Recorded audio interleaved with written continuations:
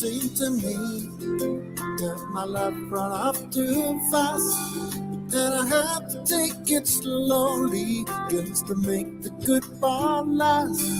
But when you're born to run, it's so good to just slow down. So don't be surprised to see me back in the bright part of town.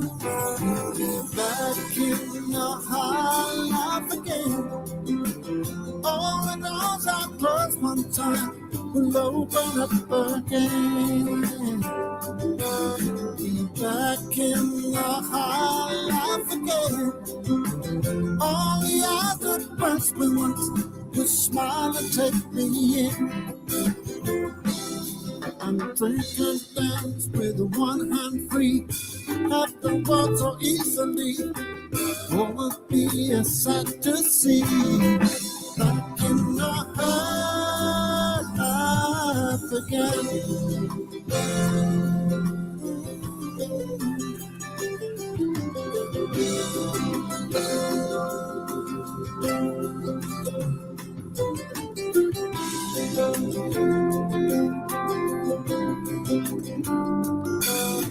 You used to be the best to make love be love to me. And I hope that you're still out there and you like you used to be. We'll have a certain time and we'll dance the morning sun. And we'll let the good times come in and we was up till we got. We'll be back in the high life again. All the doors are closed one time, we'll open up again. We'll be back in the high life again. All the other monsters once will smile and take us in. And drink and dance with one hand free. Have the world so easily. There will be a sight to see. Back in the high life again.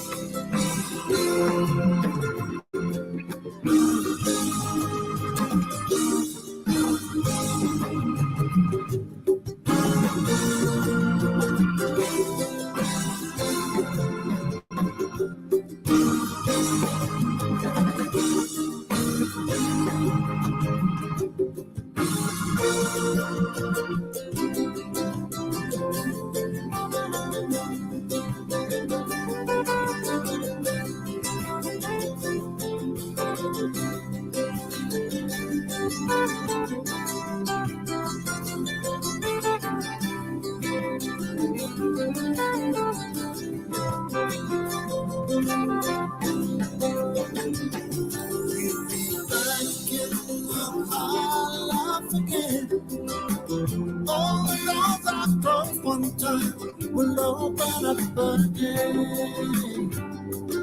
We'll be back in the high life again. All the eyes that watched us once will smile and take us in. And the rain dance with one hand free. Have the one so easily. Though it be a sight to see. Back in the high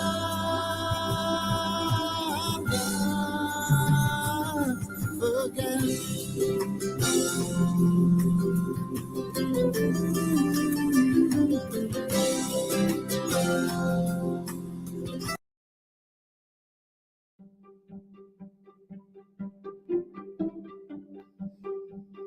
Hello, everyone. This is Sophia from the Gray Stage podcast, and I'd like to invite all of our listeners to join the Justice for David Crowley and Family group located on Facebook, where we have almost 4,000 members. In this group, we welcome discussions regarding the case and have all of the documents located in the files section for everyone to review.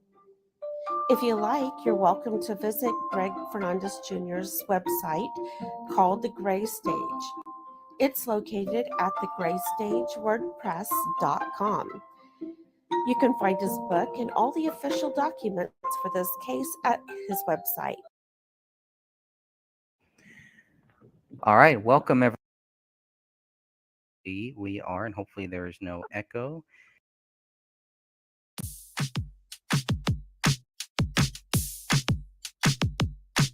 This has nothing to do with Islam, but everything to do with a man that lost his way and ultimately killed his wife, his daughter, and then himself. What Werner Herzog brought to this project for me was a constant reassurance that I wasn't completely crazy in pursuing this project. And the problem is, if you're looking to Werner Herzog for a reality check on craziness, you may be kind of in the wrong orbit.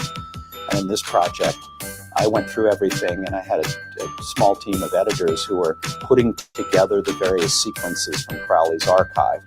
So we just sort of saw what was there, and then we became familiar with this vast amount of footage.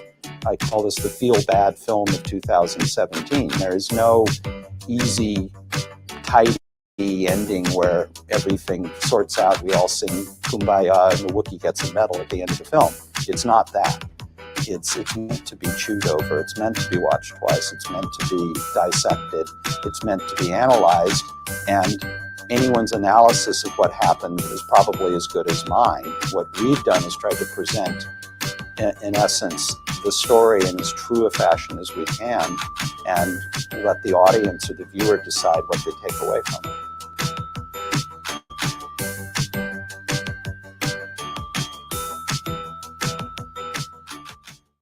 All right, that sounds good. Hello, my name is Dan Hennon. Today is October 26th, 2017, and I'm going to be interviewing Michael Boggio III, president at Michael Entertainment Group, MEG. Hello, Michael. How are you today? Good. Very good this morning. Glad to be able to get on the line and speak with you. You've got some important, I think, pieces of the puzzle that relate to this entire David Crowley case that has gotten very strange over the last couple of years. Not only the alleged murder-suicide, but the aftermath and everything else here that went along with it. But more importantly, Eric Nelson has made a documentary called A Gray State, and I would like to get your honest thoughts on the movie, on the documentary, and first and foremost, have you seen it? I have not seen it yet. Okay. And just for the listeners out there, the movie's is not out in theaters. It's not public yet. It has made its rounds through a series of film festivals and whatnot, and private screenings. But so you have not seen it, and now are you in the film? We are. Yeah, my partner and myself are. Okay. We did an interview with Eric Nelson out in California at least a year and a half ago. So it's been quite a while. Oh, I see. So 2015, roughly. Yeah, I think it was July of 2015. Okay. Yeah, they came out. They interviewed us, myself, in Minneapolis here, and that was June of 2016. So I was going to say it's 2016. We did. Oh, okay. July of 2016. Okay, good, good. So they made their rounds and they did that. How was that? How was that process, and what type of questions did they come up with? They just asked us questions about our affiliation with the project and how we got involved with David and where it led to, and how long we knew David, how many meetings did we have with David, and pretty much what transpired during our relationship with David is what was discussed in the interview. Okay, good. And also for the listeners out there, Michael Entertainment Group, or MEG, was founded in 2013. So along with Michael O'Donnell was the other. David Crowley referred to you as the Mikes, and so that was, so you're roughly a fairly new company at the time, because you were in talks with David in the time frame of, I believe it was May through September of 2014. So this was a 1-year-old company at the time. Is that correct? Well, between Mike and myself, we've been in the industry for a long time, and we decided to partner up together and start our own company. So that's how that transpired. So it's not like, we are a new startup company at the time, but we were both in the industry for many, many, many years. Oh, very good, very good. And then how did and so that interview was good. You felt that was good. You haven't seen obviously the final product, but not yet. No. Okay. How did David Crowley and the Gray State Project come into communication? How did you guys connect? Did you reach out to him, or did he reach out to you fellas? We have a mutual friend, and the mutual friend connected us together. So we set up a meeting with David in California. I talked to David numerous times on the telephone prior to our first meeting. So that's how we got together. Oh, perfect. And then it got to a point where David flew out there along with Kamel and met with you guys in May of 2014. And Mike O'Donnell wrote in I think it was the Dystopia article from Alec Wilkinson that he said, quote, "It was a roadmap for the next American Revolution."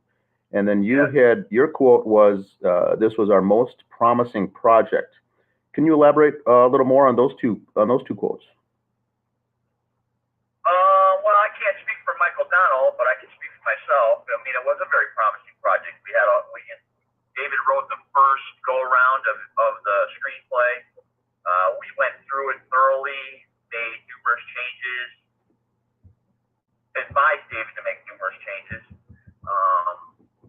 And so it was a very promising project. At first we were taking it to the big screen, and then as we thought about it, we figured, how can we pack in all this information in a 2-hour or 2.5-hour film? Let's take it to television. Let's take it network and have a series made out of it, which would have been, a lot better for the concept of the idea of David's idea.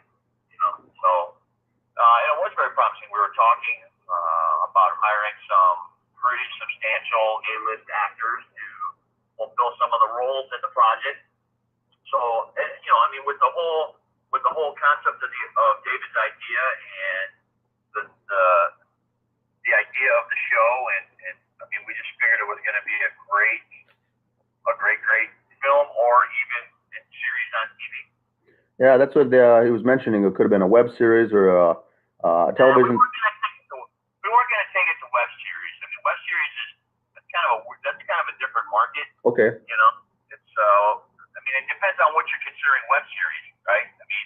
Netflix or something like that, then yeah, we could take it to that, but web series normally is an 8 to 10 minute television show, that's it. Yeah, there was another thing to clarify for some of those following the cases. In looking at the interview with that Mitch Heil came out with recently, and after he dropped off the project at the time, and he was more, and I think some of the other Gray State members were looking to get this movie done and focusing on a one-effort movie to focus on, whereas David Crowley was looking at this project more as a franchise, more of different outgrowths from it, and have it, long-term deal with the documentary, the movie, the series, potentially. Everything. It was the whole thing, and I think that's what kind of turned off Mitch Heil at that point, because he was like, let's just do this one thing and let's get it done.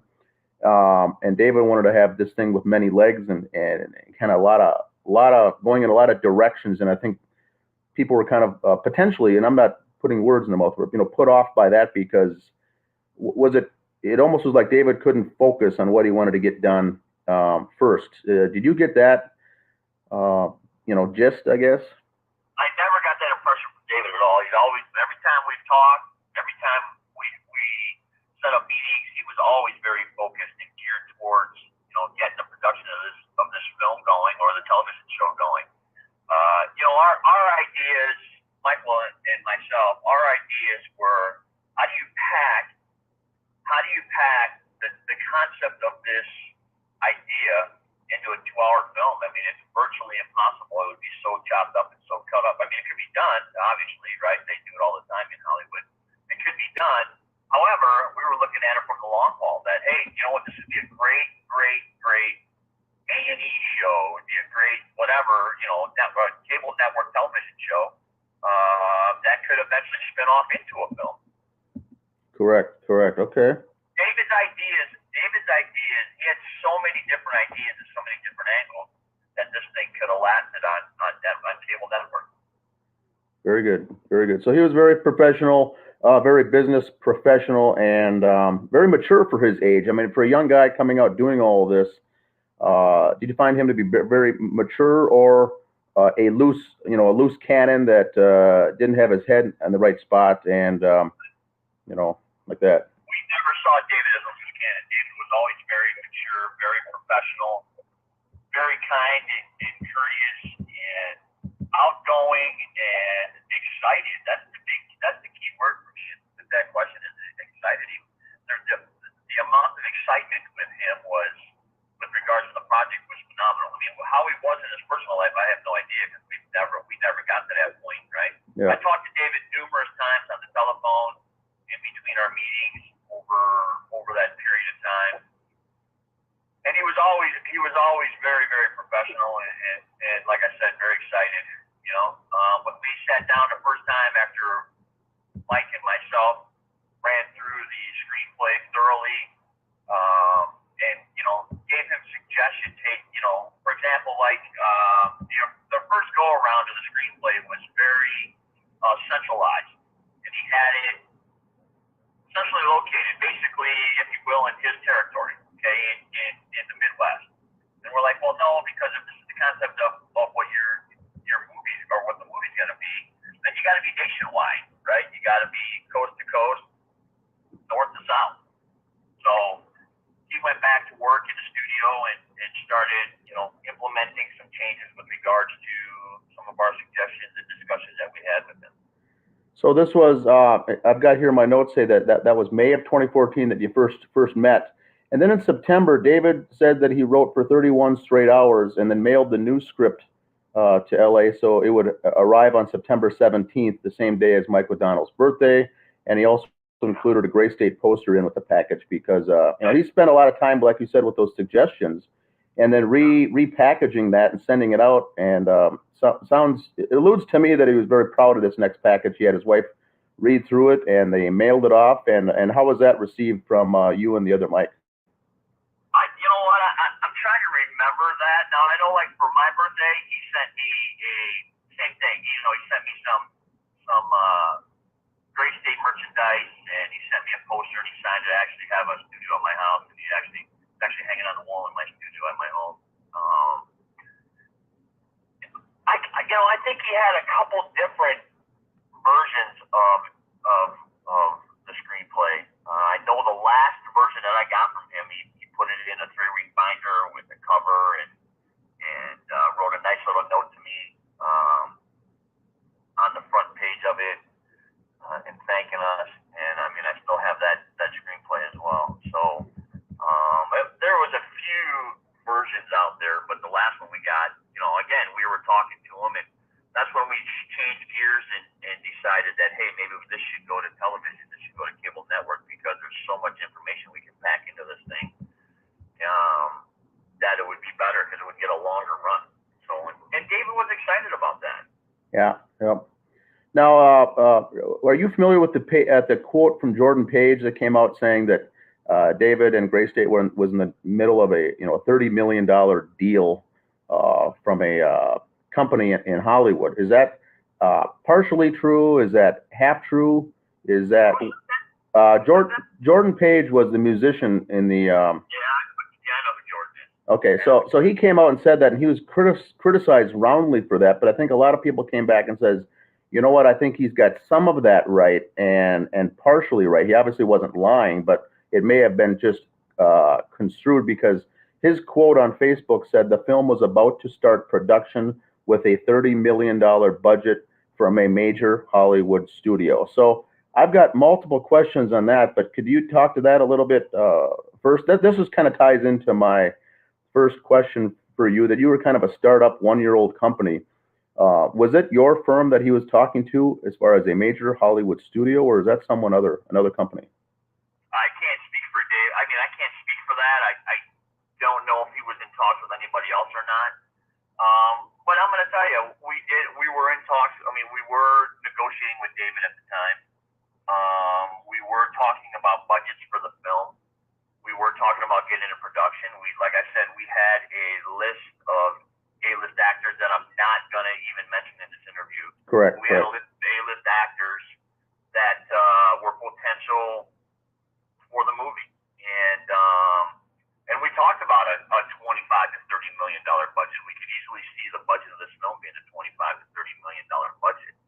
So, and at the time all this was going down, we were negotiating back and forth with David and his lawyer. So, there were negotiations. We were actually trying to option the screenplay. And when we optioned the screenplay, for a certain amount of time. I think we were going for 24 months, if I remember right. And within that 24 months, we had to get into production with the film. Yep. Otherwise, the option goes back to David. So that's what our negotiations were with David at the time. Yeah, that was good. I think another quote that I saw on the internet, that someone did say that the project was, quote, greenlit, and they were working out the smaller details. That's what we were doing. We were working out the smaller details. Okay, so, and I got chastised pretty heavily on social media for saying that there was a deal, not a signed contract with signatures deal, but I'm an accountant by trade, and I've been in business my whole life. And so I think what it's safe to say is you probably had an agreement in principle and an oral agreement on a potential deal, but there was no contract that was signed. And I drew a lot of flack from that and I agreed that there was no contract signed, but you guys were going down that path with an agreement of some sort, right? Correct. Gotcha. Correct. As far as I know, we were the go-to guys for David. I mean, the discussions that we've had, within detail, the discussions we had, the conversations we had, the ideas that we had, and just from talking to David, like, I want you guys, but we were out looking for funding. We were doing all kinds of things as we were going through the whole contract process with David and his lawyer. Yeah, So, and I agreed that. Okay, go ahead. All that was being done simultaneously. Yep, and I think that, and David's lawyer, by the way, was Adam Gislason, and he was no longer at the company that he had since switched. I've reached out to him to get another interview as far as talking with David's, state of mind and things like that. But that is correct. It was Gislason that was working with David in the Gray State. And the other question that I think that you can help clear up is, when you're talking a $30 million budget, that is, to me, from a business standpoint, is how much a project would cost.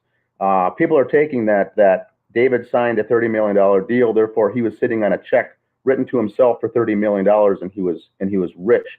That is not and never would be the case. He would have gotten installment payments, correct, if this deal would have gone down to himself, or installments of some sort of a deal. But he was never at any time sitting on $25 to $30 million in his bank account ever, right? Never. Correct. Yeah, and that's what. And when we talk about $25 to $30 million, that's what we budgeted for the film project. That's what we budgeted for everything to do from start to finish with the film project. So yeah, it was never, here, David, here's $25 or $30 million Yeah, and that's important point to point out. I think it's an important point because the film, if it made gone out to the big screens, could have grossed 60, 70, 80, 90 million, but the cost or the expense of making and producing the film was what your number of 25 to 30 was really at, and that was the expense to hire and produce and to get the actors and actually, make. That would have been out of pocket expenses for the company. Okay, very good. Very good. Well, that really helps clear the air on some of that because at the same time there was concern that David was depressed, didn't have money, bankrupt, and at the same time people were talking that know that he was rich, but he did spend many years making this, and he didn't have a full-time job per se. So those statements are also correct to some extent. And now, I think you're correct that he wasn't working with any other companies. I think that he was focused on you guys and taking the changes and the suggestions that you offered to write his subsequent. It sounds like there was potentially up to 6 different versions of the script. So I think it's safe to say he wasn't working with anyone else, but that's just my opinion. I agree with that. I mean, I agree with that. With the conversations we had, and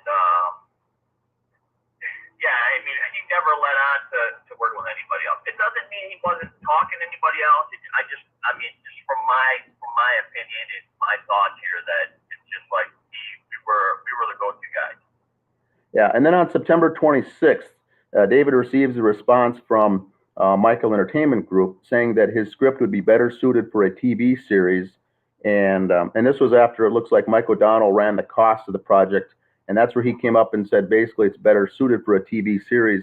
And that's the last we really hear from communication from you three folks. And people think, or there's conjecture that this got David down, this got David depressed, and ultimately, in the time frame where he started isolating himself and his family. How do you think that his response was to that TV series? Well, we actually met face to face in Hollywood, sat down. I don't remember the name of the establishment we were at, but it was right on Sunset Boulevard.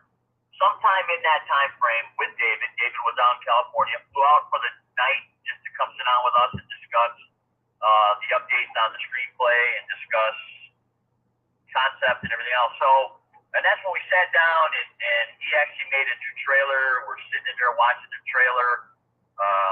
And then we discussed, hey, let's think about taking this to television. And we gave the reason why. I mean, it's, you get picked up by a network, and it was just off the heels of Sons of Anarchy leaving the network. Oh, that's right.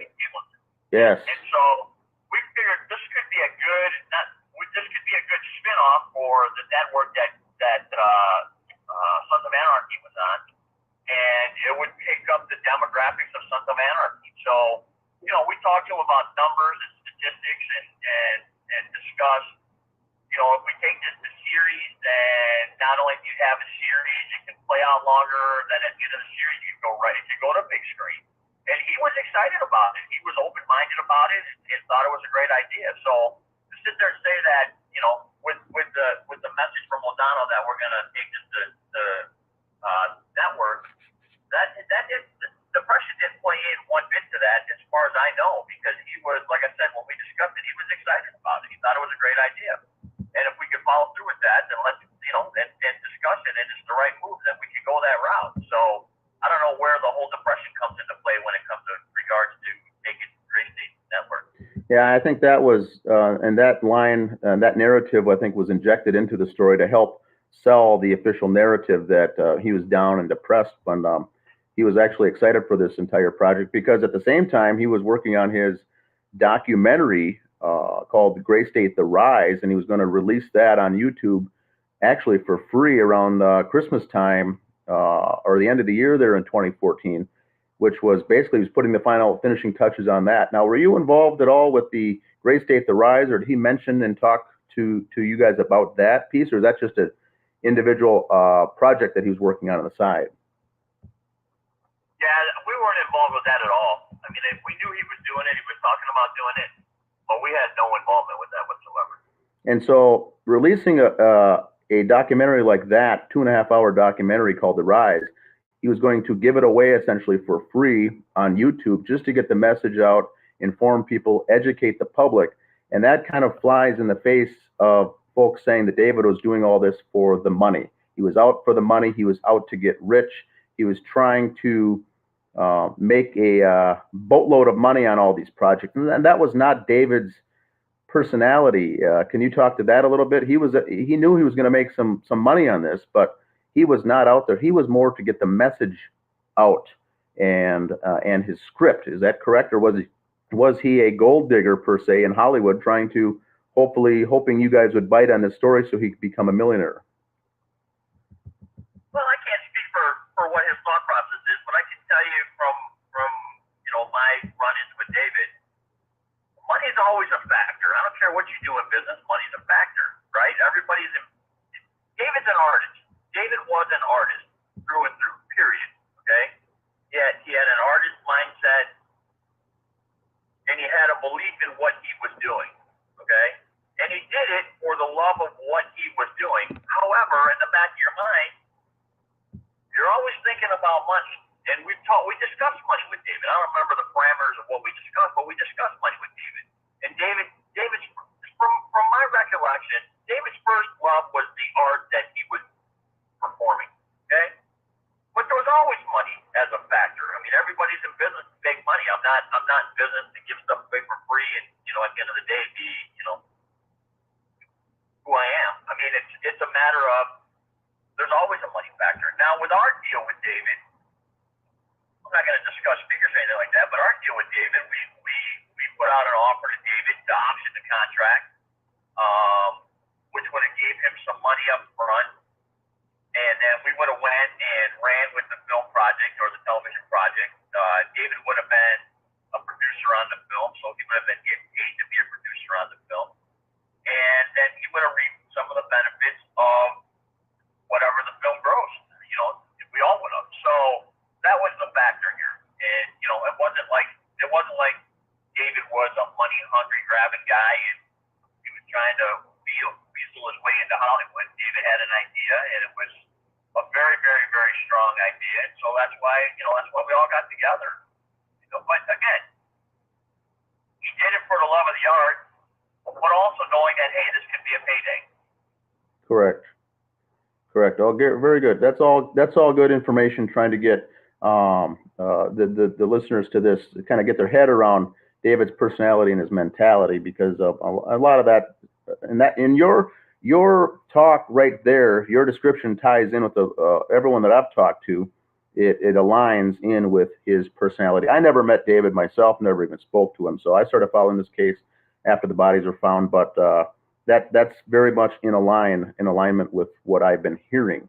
The other concept that I'd like to square away with you guys from Michael Entertainment Group is there was conjecture that David, either the talks broke down and you guys cut him off, or David left, or David, quote, walked away, and the agreements just didn't work out. So it ultimately got down to there's two types of people out there following this case. Camps. One believed that Michael Entertainment Group essentially fired David or broke off the talks and says, screw you, get lost. Or David said, I know I got the offer. I'm all set to make big bucks. You know what? It's not for me, because I want to run I do not want to be just a producer. I want to be the director on the film, and I don't want anything changed. I don't want anything altered with this script. Therefore, see you later. I'm going to move and part ways.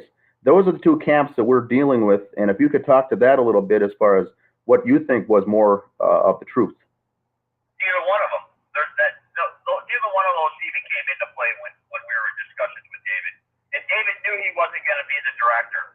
We discussed that early on with David, because he wasn't a known director. So if we were going to go into this film with a $25 to $30 million budget, David couldn't be the director. We would have needed a top name director in the industry, which has clout. Okay, so and David knew that from day one, and David was fine with that. David was going to be actually in the A team. We were going to make David the assistant to the director, and that's what we discussed with David. So we didn't fire David, or we didn't get rid of David, or however that went, and he didn't walk away from us. I mean, there was never any of that, and I don't even know where those two ideas came from. Yeah, I think there was. At least to my knowledge. At least to my knowledge. Yeah. I mean, again, we didn't tell. We never told David to get lost. Yeah, and I think. tried contacting David after our September meeting or discussion.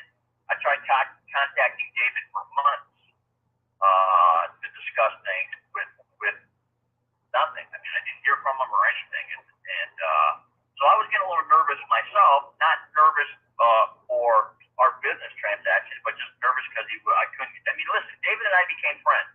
Not only were we business acquaintances, but we became friends. So, you know, I mean, I called him on the holidays and wished him a happy Thanksgiving to him and the family, and you know, whatever. I mean, I did that numerous times until I heard the very, very disturbing news. You know, so. Now, how was your how did you receive the news of this, and how did you process that after working so close and becoming friends with David? I was in total shock. I didn't believe it. And then I actually so Christmas comes, December 14, I guess it is, comes around. I called David on around Christmas time to wish him and Mela and the baby happy holidays. I went out of town for New Year's. When I got back, I called him to wish him a happy New Year. And then I still didn't hear anything, so I felt it was kind of weird. So I contacted a mutual friend that David and I both had and asked this person, like, let me take a step backwards. Prior to that, I called this person saying, man, I haven't heard from David in like at least a month. Have you heard from him? He's like, nah, but it's the holidays. You guys got him in the studio writing. He's been, you know, when he gets into that writing mode, he shuts down and he secludes himself and he just focuses on what he has to do. He goes, but as the holidays are coming up, I'll run by and see him and see the family, how things are going. And I'm like, all right, cool. So like another month goes by, and then after New Year's, after I left David a Happy New Year message on this voicemail, I called this person and said, man, I still haven't heard from David. Did you go over to the holidays? He's like, no. And then like the next day, the guy calls me and says, did you hear? And when he told me, I was in total shock. wow, because and you also knew Comel. She was out there for one or two of the visits also, and took a picture of you guys standing together. What was your thoughts on Comel? I thought she was amazing. Her and I have a lot in common. She was a nutritionist, and I'm very heavily into nutrition and paleo and all that other stuff. And so her and I hit it off very, very well because we have the same interests, right? Okay. So okay.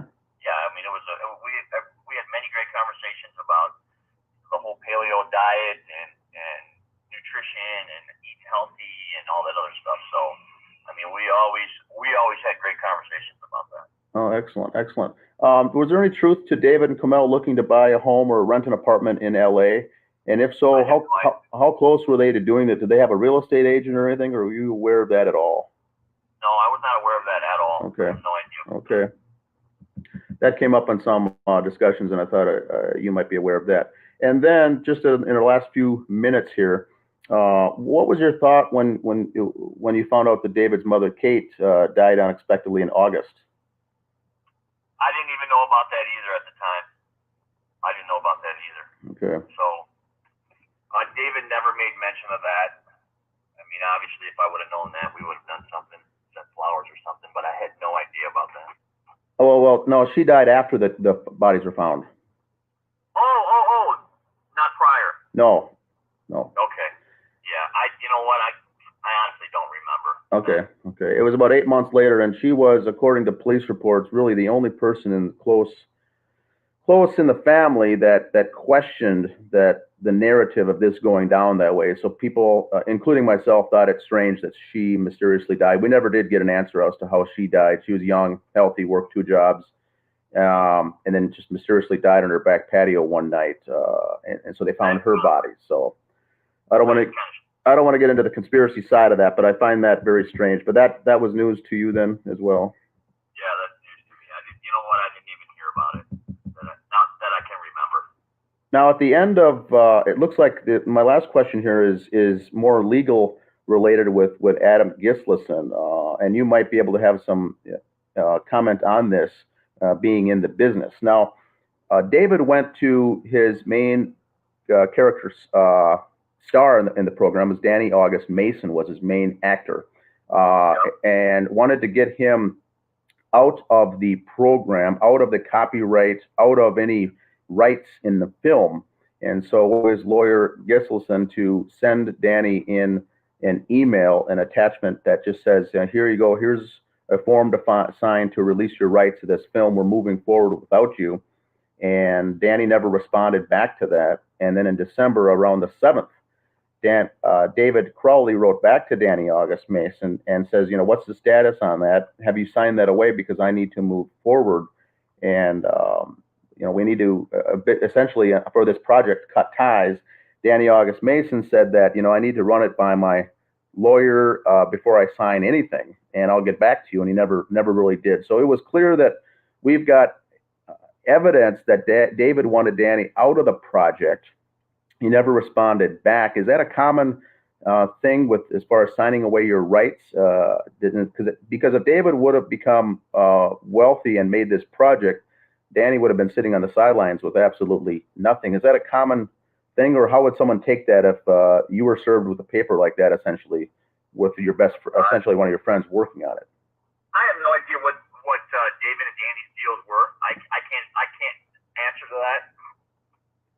And we had nothing behind that. We didn't have anything to do with that whatsoever. We didn't advise David to do that, so I don't even know why. I know that was brought up when we were doing our interview with Eric Nelson, but other than that, I have no idea why David did that, to be honest with you. Okay. So, yeah, he was on the verge around the.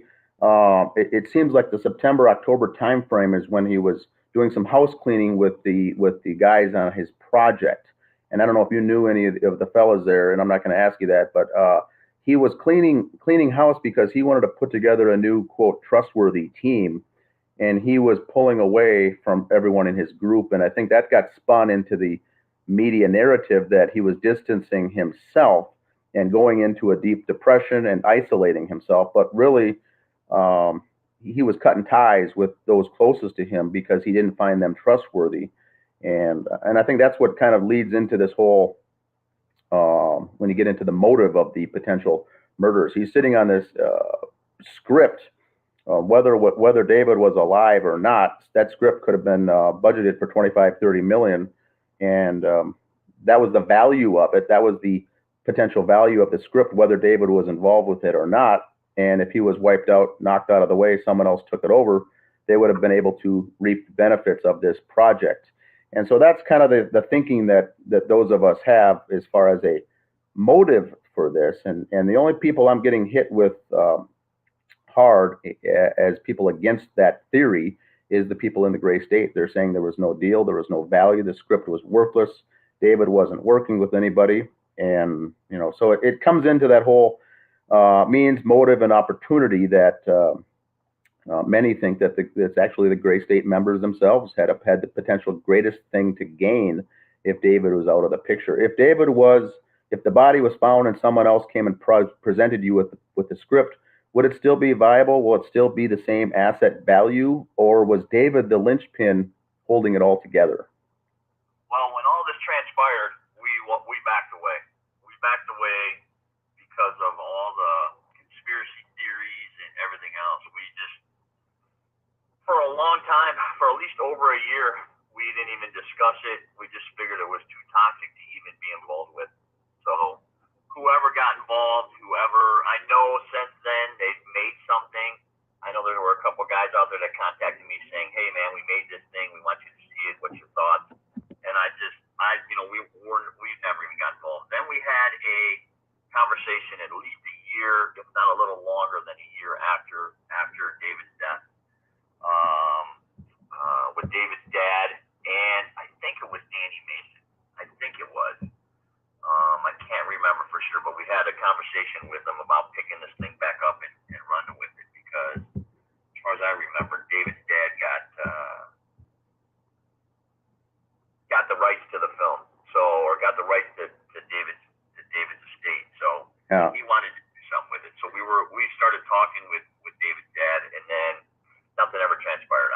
Yeah, and it seems like I would bet that the other person would have been Danny August Mason, because 4 months after the bodies were found, Danny was already in process of getting the Gray State name trademark with an attorney to get the the name and phrase Gray State trademarked already.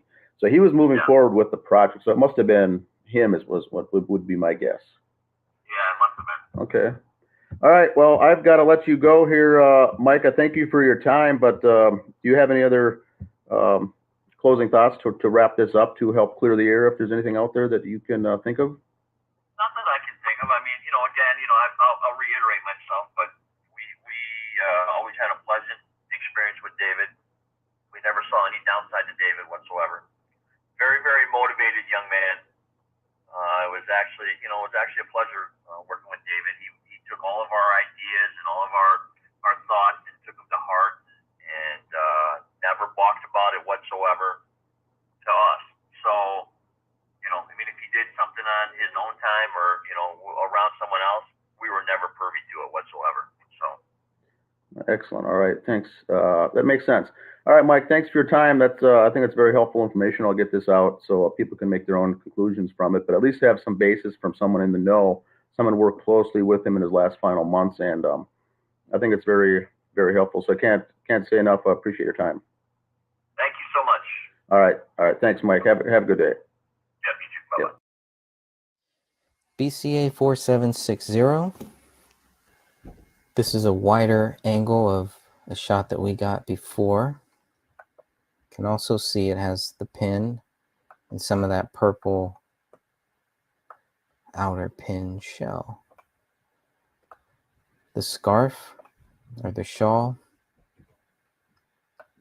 really looks like it used to be white, drenched in blood now. That's another thing we can tell from this. The black hair, you can see all the black hair.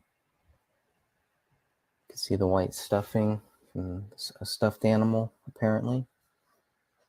More Quran pages just everywhere.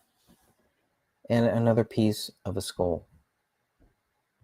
Curious what the pin was for. Why would there even be a pin in this area? 2 pieces of skull is what we can see, because you'll see another one at the very bottom of this image. And there should be a lot of blood in this area. We do see some dark spots in the carpet. So the question would be, how much of that is blood, if any? What would blood look like 3 weeks later on a carpet of this color? Does it match what we're seeing here in between 4 and 5? These Quran pages, now we're getting a better look at where they are, which ones were out. And then, of course, right above 6, you have a piece of bone there. All right, welcome back, everyone. Yeah, sorry, it's a little later than I was, even what I was anticipating. I was only supposed to be about 10:10, 10:12. There was a lot of issues kind of going on here in the back. But yeah, there's, those issues should be taken care of now. So, but we are going to go and get into a few things prior to the stream, just because I want to, prior to the actual content we're going to be covering tonight. So on March 13th and the 20th, those are both going to be 2 Real News Now podcasts. There will not be any on the 27th. Taking that day off. So that's going to be from all streaming. Well, take that back. Actually, there will be a stream that night, but there will not be a Real News Now, or will there really be any social media interaction throughout that day? This is one of those things that's like, if you know, you know. If you don't know what's going on, well, I'm not going to share. So that's all good. But without further ado, let's get right into this. So had some fun. I had to learn a lot on how all this works out. But we're going to be analyzing the location data that was given through the phone records. Interesting topic. We are going to be covering we're going to go over David's first, but I'm going to go cover some of the things. You'll see that Kamel's phone record is up first. I'm going to go over kind of the breakdown of what these things mean. So yes, you guys will see numbers. Do not call them, please. And I repeat, do not call them. But I'm going to try and keep those out of sight, out of mind type of thing for the most of the show. But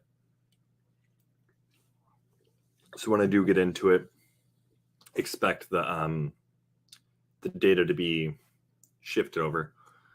But I will be going over the actual location data, what it all means. So let's see.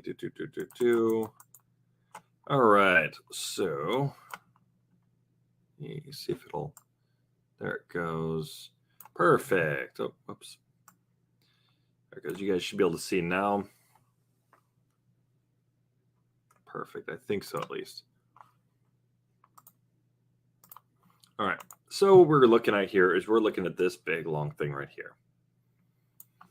Now, what this all really means is, as you guys can see, if you guys can't read what's in the notepad on the screen, what we're looking at here is we're looking at the LAC/CID number, which is first, which is this part here. Okay, and I'll break these down as we go. Next, we have the longitude and the latitude. And then we have the sector, which is next right here. And then we have the beam width. Okay. Now, none of that's probably going to make a whole lot of sense just looking at it. Like, okay, well, what is the sector? What is the beam width? Longitude, latitude. Okay, that's like basic geography. All right, cool. So this is where they were at. Incorrect. This is where the cell tower is located. Now, a few things I want to notate here is we've got, it even tells you right here, cell location, right? But a lot of people think this is where Camilla and David were at. No. Where Camilla and David were at when they were, where their cell phone was at, it's going to basically be a general positioning. It's not going to be 100% accurate. Or, well, when I say 100% accurate, it means it's not going to triangulate perfectly. This is where they were, right? It's going to be a general area. We know which one they're going to be closest to, so which one they're going to be accessing. Now, there's a few things to notate here. You are going to see some things, for instance, like the one I'll be talking about here in a second on Camel's. It hits her once every second during a phone call, which is going to be this one right here. Now, I'm going to show you guys, and it's going to show the numbers, so I do apologize. Right here, here's her time. Whoops. We have the time right here. Lovely.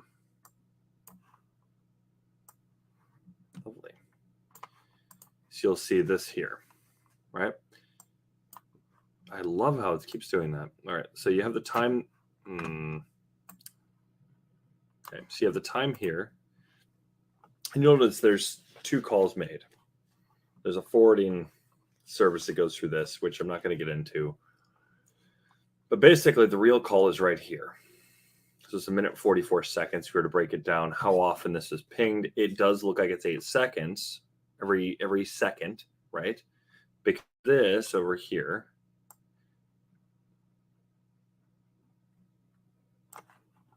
there's 8 of them, right? 1, 2, 3, 4, 5, 6, 7, 8. Okay. However, that being said, we'd actually have to look at it's actually 104 seconds, and you have to divide it by 8. So at roughly about, I can't do the math in my head right now. We're looking at about every 18 seconds it was pinging. Now, you'll notice he's also changed. This happens. There's a few of these calls where it happens. Okay, they've got time in a specific area. Well, here's the thing. They're moving. Now, this is Kamel, so her cell phone is moving. All right, and it's hitting at a different angle. So she's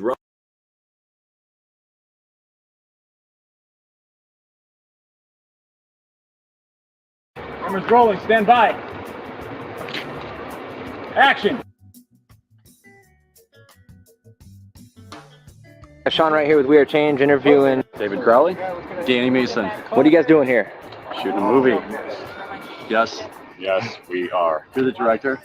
I'm the director of Gray State, which would be a political post-apocalyptic film about the state of the world. Any more detail about that? Not at this time. All right. Well, have to wait for the film, right? Wait for the movie. Absolutely. Coming out. It's projected Next year sometime. just in time. But you know what? The part is through the efforts of people like We Are Change that are going out confronting these politicians and these dirty bastards. These guys have come up with an idea to help expose what's going to happen if we don't stand up and make change, right? More or less. It's one way to play it. Well, what inspired you guys to do this then? At some point you take that breath and you look out your window and you just wonder. You find the answers for yourself, and you can't turn back from that, basically. So you find that answer for yourself, and then you got to do something about it, one way or the other. So felt compelled to do it, and all the info out there, and There's overwhelming evidence that everybody should be alert and aware about something going on and at least have some concern, correct? It's also an overwhelming crowd of people who are willing to ignore it. That's correct. And I think they're all brainwashed by the mainstream. Brainwashed by something. I mean, it's not like their fault. It's been, properly executed by the elite. highly orchestrated. Yeah, absolutely. So it'd take an endless amount of money to orchestrate something like this. And you think the bankers are right behind it all? Yeah. Who else could possibly fund that, right? I would say strongly yes, to be able to. Well, we make the finance us. mistake of assuming our human experience is shared by the rest of the world and the rest of history, and that's just not true. The whole money system, which is controlled by the bankers, obviously, is not the natural state of affairs for the human experience. So, the second we step away from that, we have more things to look forward to than tomorrow's latte. That's absolutely right. Anything else you'd like for people to know about what you guys are doing, or anything else? Facebook.com/Gray State Movie. Stay tuned. It's coming. All right. Absolutely.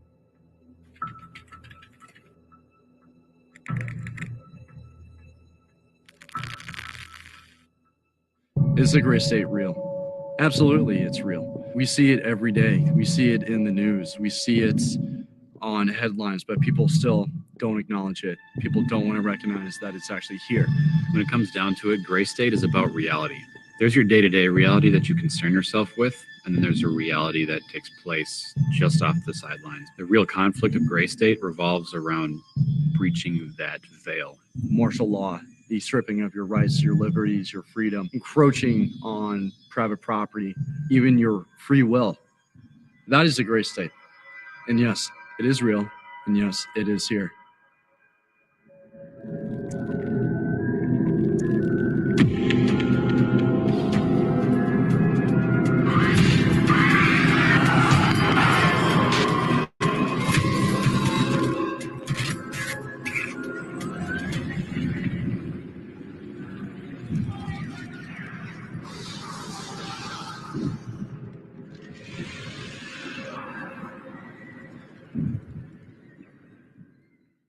Most of the films are, entertainment, and I think this goes beyond entertainment to really have a message. And most of the films that I've probably worked in here in the Twin Cities have not taken that next step.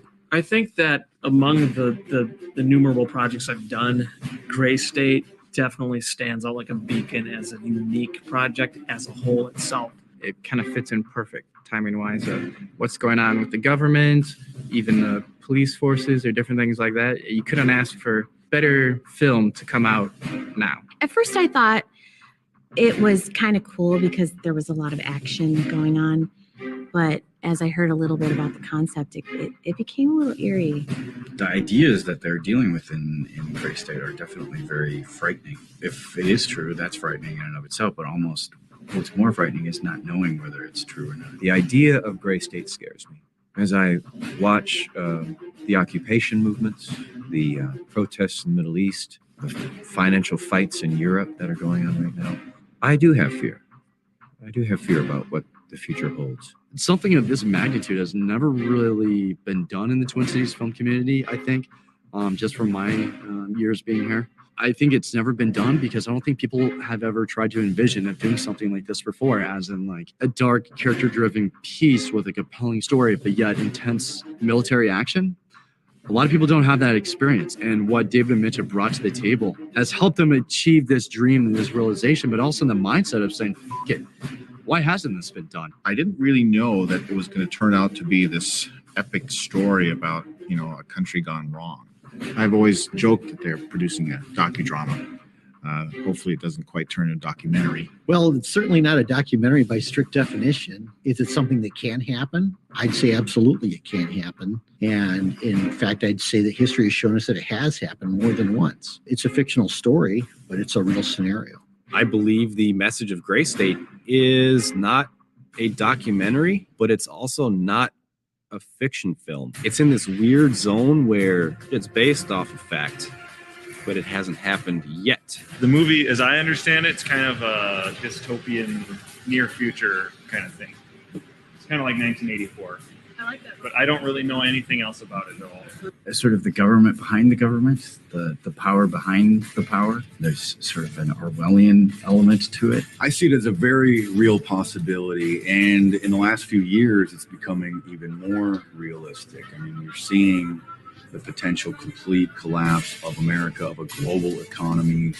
We're seeing the Orwellian nightmare unfold. We're seeing this mass surveillance society. I think it's very realistic that we could live in a dystopian society where dissent is legal. I mean, you think about Orwell, something like 1984 or even Animal Farm, something like that. He wasn't just imagining this stuff. I mean, this was really going on. We know in our history that this kind of thing, at least on some scale, is possible to do. It's really going to sneak up on you. There's going to be a lot of normal, everyday things that you're going to recognize. You're going to be able to see that it doesn't take much to turn it from being what we're used to in the suburbs to people lining up outside of Walmart demanding food. The fact that Gray State talks about the federal government being in charge of food distribution is probably the most realistic thing about it. I think one of the scariest things about Gray State is it doesn't take much of a stretch of the imagination to make the entire scenario plausible. Twisting the normalcy, if you will, of everyday life into something that's really ugly is going to be the most interesting part of this movie. We've seen other countries, modern countries, they have electricity and running water and all these other conveniences. We've seen them fall into and become brutal dictatorships. I think it could very well come to that based on the things that are happening in the news, and we're seeing, the collapse of our economy, so many different things happening. They have paved roads, they have running water, they have electricity, they have cable TV. So what is it that keeps it from happening in the United States? Being Americans, we have a lot of freedoms. And what if those freedoms are taken away? Gray State portrays one potential future for American society, and I saw this and wanted to think, well, that's just one of many possibilities, but it's scary to think how we're already halfway there. We're already at the light gray state, and it's all shades of gray. If you really want to wake up and realize what's going on in your world today, take examples out of Gray State and go Google search some terms. Google search, FEMA camps. Google search Agenda 21, martial law. And don't just look at the first link. Look at the .gov website link and really read and spend some time researching.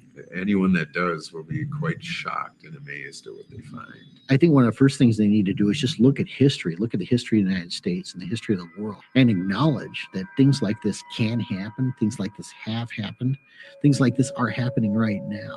Things that we would have never believed just a few years ago are now reality. NDAA, secret arrest, the announcement of $40+ billion in the Washington Post to launch 30,000 drones in the next 8 years, weaponized against the American people. Has estimated that drone attacks kill 50 non-targeted persons for each intended target. The basis for the majority of our foreign and domestic policy today, our foreign policy of drones bombing brown people overseas, and now the domestic policy of drones policing us here at home that we only know about now through a Freedom of Information Act request, where we have 63 launch sites in the United States, some of which are not just NASA and military installations, but actual universities throughout the country. And And we have no idea how many of these drones are out there. We see the globalists building a giant police state control grid and calling themselves technocrats. A technocrat is a group of dictators who use technology to control people. Incrementally, it's been happening again and again and again. 5 years ago, we didn't have 63 drone sites in this country. 5 years ago, we didn't have the NDAA. 5 years ago, there wasn't a push for SOPA and PIPA and now ACTA and beyond to further control the internet. 2004, for instance, free speech zones were unknown. Everywhere was a free speech zone. That's what this country was founded on. It's a peaceful assembly. You are an American citizen, and you shall be arrested for having freedom of speech and using the First Amendment of the United States Constitution. The Constitution is a very dangerous concept. Do not dare try to invoke the First Amendment of the United States Constitution. This is no longer America. This is Walmart, the United States of America. As they encroach on our rights, as they say there are more and more threats out there and terrorism is real, we're taking off our shoes first, and then we're getting patted down, and then we're getting body scanned and radiated and patted down again, and now I'm getting swabbed with my hands to check for explosives. Do you like to fly? Yeah. Do you think we should be treated like cattle? No, yeah. Yeah, I do. You do? Really, I do. Do you think there's integrity in politics or integrity in banking? Wait, no, go back to that. Go back? You don't think that airport security is a good thing? You know what? They're not violating anybody's rights. You don't have to fly if you don't want to. Every American, every person on United States soil or international soil can be deemed as a terrorist. They have really any reason to want to detain you. They don't need to acknowledge your Fourth Amendment rights. It's what supported things like the Patriot Act and now the NDAA and the ever-encroaching police state. By order of the City of Pittsburgh Chief Police, I hereby declare this to be an unlawful assembly. I order all those assembled to immediately disperse. You must leave the immediate vicinity. If you remain in this immediate vicinity, you will be in violation of the Pennsylvania Crimes Code. No matter what your purpose is, you must leave. If you do not disperse, you may be arrested and or subject to other police action. We are already beginning to fall to the gray state. We are already going into a scientifically designed Orwellian control system that is meant to use humans up like natural resources. We're already in a gray state, so to speak. We're halfway between freedom and total takeover. So we're already, in a sense, under soft martial law. You don't need me to describe what martial law would look like here in the United States, because you can look at the martial law that we're imposing in Iraq and Afghanistan as a perfect example. What they're doing is turning the United States into Iraq, and that's really no exaggeration. The same legal structure that applies in Iraq under the laws of war is what they're claiming to be able to do here at home in the United States. And the only real difference is a matter of degree and the right political pretext to actually do it. There's no legal barriers anymore as far as they're concerned. We should never give up that fight, but we are so close to the destruction of the Constitution that it would be foolhardy for us to focus only on legal remedies. If we allow democracy through negligence and carelessness and the crude ambition for money, power and glory of politicians to be handed away, as we already have in Britain, to a supranational entity which we do not elect and cannot control, then you become just another police state. The freedom of the people will no longer be guaranteed by their own voice and their own vote. There will be an increasing gulf fixed between the governing class, which will wield all realistic power, and the governed, who will wield none. We'll be right back to square one, and all the work of your founding fathers will have been carelessly set naught by the very people to whom you have entrusted the defense of that Constitution. We're now in exactly the same position our forefathers were in 1774. Almost a mere reflection. And the vast majority of us aren't aware of this even existing. It's just painted in a way that anybody that tries to bring it up is crazy or anti-patriotic or anti-American or anti-establishment or whatever, in some way that just makes them look like loonies when maybe they really aren't. We're not the crazy ones. We're seeing that false flag terrorism is a military strategy and that the United States military has put it on paper And all of the heads of the military branches signed it and said that's a good idea. So when you say this is a conspiracy theory and I'm not going to believe that just as a knee-jerk response, all that does is that tells me that you're so inured in your own version of reality that you can't approach the facts by any reasonable basis. It's just one big conspiracy? Who knows? Oh boy, that's the $64,000 question. What do you believe? It could very easily be reality, and just haven't gotten to the point where we go, oh, okay, yeah, that is what's really going on. Like when people ask me, well, how do you explain this? How can you prove this? I don't have to prove it to you. All I have to do is wait until reality proves it for me. You're entitled to your own opinion, but you're not entitled to your own facts. But it really makes you think that, okay, yeah, this movie could reach reality without anybody doing anything about it. Well, I think that Americans suffer from what you would call in the world of psychology the normalcy bias. This happens there, but it can't happen here because this is America. They don't see it happening because they don't want to see it happen. As Alexis de Tocqueville said, in democracy, people will get the government they deserve. And that wasn't just true about democracy, it's true about all societies and all forms of government. The limits of tyranny will be prescribed by the tolerance of the oppressed. Gray state is basically a frame of mind that people come to a paradigm. Be obedient and not question anything so that you could get your own needs and your own comforts met. Some people perhaps don't care. Maybe they are in favor of that type of thing. There's a faction out there that feels very strongly that government should do everything for us. I pledge to be a servant to our president and all mankind. Because together we can, together we are, and together, for example, more and more people are on welfare, and the government is responsible for their welfare in daily living. And to the extent that the government is doing that for them, they will support the government. Now, if the food stops, if the free services stop, and I think that could easily happen because I think this whole giant federal edifice could go under. Then you're going to have problems in many of these urban areas. And I see that probably has taken place to the point where you have a very large contingent of people that are happy with what the government's doing, and they don't like a certain group or a certain faction and would love to see them eliminated. If you become a political enemy to somebody or you have an ideology that people don't like, look, right now there's a war on raw milk in this country. So if I drink raw milk, then I'm going to become an enemy of some industry, the FDA or the USDA. And now I can be targeted politically. It's happened. People being targeted by the police state because of their political affiliations and beliefs.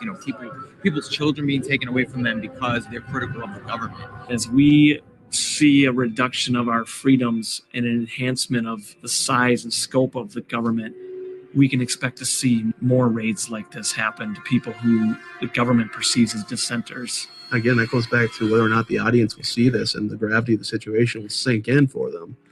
That FEMA is not here to help you. Again, a lot of the people out there in activism are embracing big government. They think that it's that big government should be used for our benefit, that they can use it for a benefit. And the argument being, again, that you can't.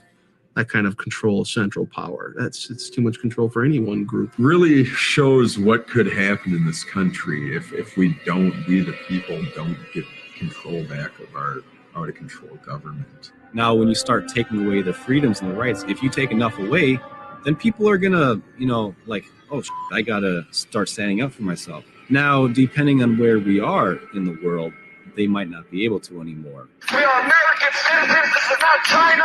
This is not Nazi Germany. And we have a freedom of assembly under the First Amendment Constitution of the United States of America. And we shall uphold our rights as American citizens because we love this country and we love national sovereignty. You have to get over that idea again that this is just paranoia, that this is just, right-wing conspiracy theorists who hate government, no matter what iteration or incarnation it takes. There has been some things in Gray State that have been almost prophetic. But we thought we wouldn't see what we're seeing right now for 5, maybe 10 years down the road. But now we're seeing it now. Even Time Magazine, top 50 images. And I saw this picture of riot police that were dressed exactly the same as our rioters did. The same images that we have in Gray State. It's crazy. crazy. The film came into development long before the Occupy Wall Street movement sort of started happening. And it's a very eerie reflection in reality about what the movie is about. Now these things are starting to come true. Some of the things that we've planned for and shot for, they're starting to come true. If you don't stand up for the things you believe in, these are the events that are going to happen. And some of them are already happening. There's talk about they want to do like pre-crime arrests and also like, RFID chip implants in people so they can track people. They can track your money, track where you are. They can do all these things. In New York City, they're implementing iris scanners. They've got new handheld models. They haven't announced this yet, but my prediction is before long, they're going to be using the handheld iris scanners in the streets when they do stop and frisks. And they're going to take your photo and scan your iris right there on the street. Privacy is everything. There's a French philosopher, Lyotard, who talks about how being able to be alone with yourself preserves the essence of what it is to be human. And if you come to the UK, there are cameras everywhere. And when I drive onto the continent, you might go to France, you suddenly go, oh my God, I'm not being watched all of the time. You see something suspicious in the parking lot or in the store, say something immediately.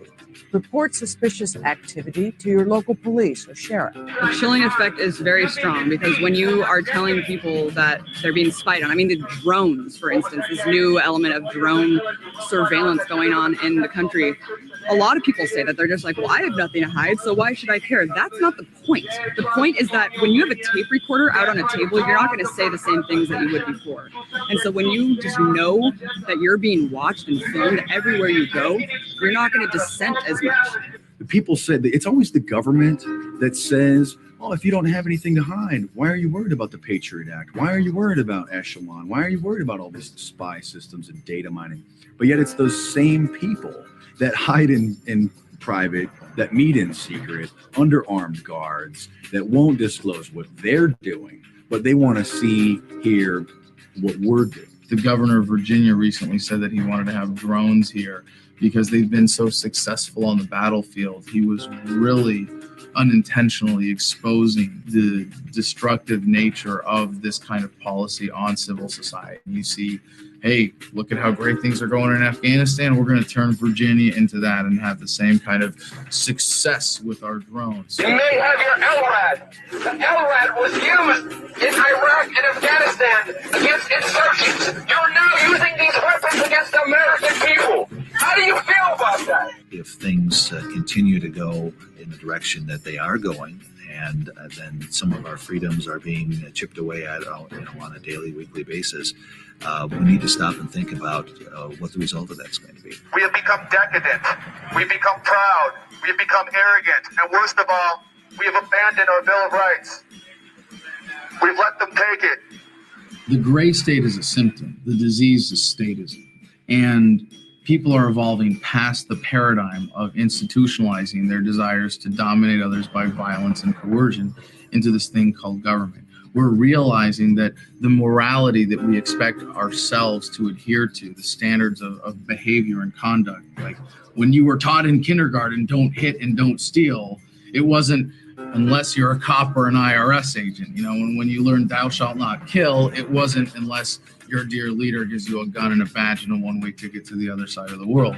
Those were moral absolutes, but what we are doing now is institutionalizing them in government and creating this moral exception for people that have the socially granted monopoly on the initiation of force over a given geographical area by calling it government and pretending that it's good for us. We do not want them running everything. We don't need them in all of our business. We don't need them all, particularly in our personal affairs. We don't need them to take away our freedoms. Something's not right, and it's getting a lot worse before it can actually get better. It seems like things we were acting out in the parking lot are coming true around the world almost. Like, hey, this is kind of what's really going on out there in front of your eyes, whether you're aware of it or not. That's when it really hit me that, this could really, really happen like this. Which is we just can't keep up.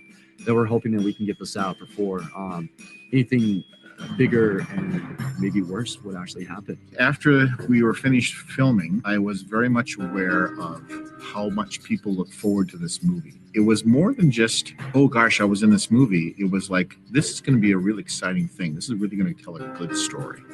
Because these things are starting to come true, It's all the more important that we need to make this movie. This is an excellent tool to use art to communicate very, very real life concepts. It's just all the more reason to call attention to it, to portray it, to want to make people see that this is the path we're already on. The more people who know, the more people who are talking about it, the more people who are waking up, well, the scales start to swing a little bit, don't they? There's hope. There's a chance that it will resonate with the public in general. That's what I'm hoping for. A lot of the images within Gray State, there's a lot of deeper meanings within it. Like I said, it's a smart concept trailer. It's intelligent. This is a concept that's not easily digestible. This is not a popular idea. This doesn't springboard off of any other film's success. Because it is kind of a controversial thing. And, you know, with all the craziness that's going on in the world right now, I'm really curious to see how people will react to it. I think the audience at large will probably receive the Gray State message in a mixed way. There is a level of audience that will take it in as a military suspense genre movie. Lots of action, and it's good for, you know, Eddie Izzard eating popcorn. He's just going to eat that up. You also have a level that will spark some controversy. And whether or not both those audience will be satisfied by Gray State it'll be up to them. I think it could have mixed reviews. I mean, there's people who will be enlightened, there's people who will be entertained. I think there's people who will be disturbed, and people who will be offended by this kind of thing. I think it's going to make the audience a little bit angry, because I think they are going to believe that the filmmakers on this project are anti-America, because it's not going to portray America in a good light, and it's not going to portray them or us Americans in a good light. Nobody likes having a mirror shown to them, just showing their face when they're not at their best, and this is not America at their best. Gray State will strike a huge nerve, and I think the timing right now is critical. Getting this movie out there and the message behind the movie out there, I think is perfect timing. You know, there are things that we have to face as Americans, and some of them are pretty and some of them are not pretty. So maybe this will help people to wake up a little bit. Movies can have the ability to impact a lot of people. A lot of people can get to it, a lot of people can see it, and they can stomach it more than just looking at some words. So I think because these things are starting to come true, it's all the more important that this message needs to get put out there. Fortunately, you see a lot of documentaries, for example, from within my activist community that are coming out. They're great films, but for the most part, they serve only to appeal to those who are already awake. And I'd like to see more of that appealing across the spectrum. So that's what is appealing about Gray State. It looks, from what I've seen, as a film that's being marketed to the public in general.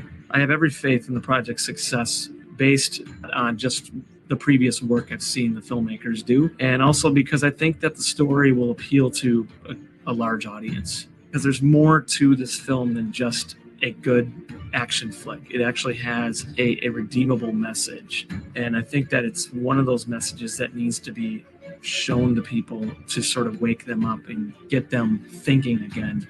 Gray State has something very important to say, that there's a danger out there in our society right now, and we need to be aware of what's going on. The only thing I can't see is the Hollywood ending.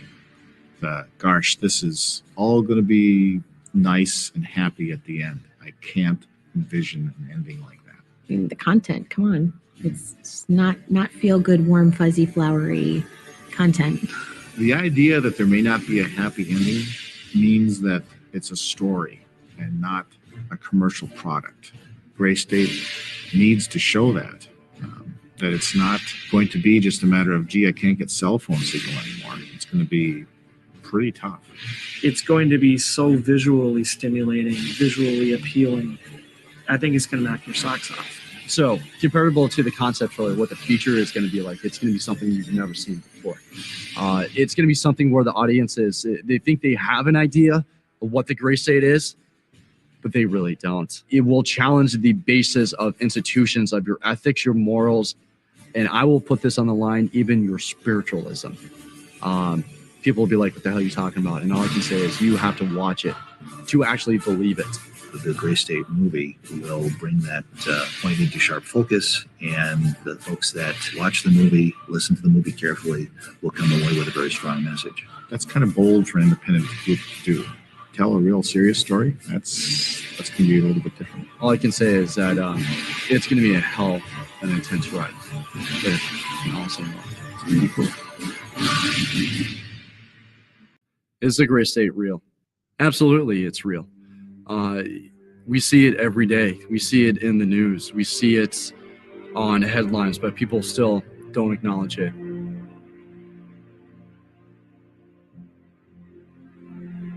The idea of a real gray state is terrifying. It's a battle for your mind and your choice and what you do with that choice.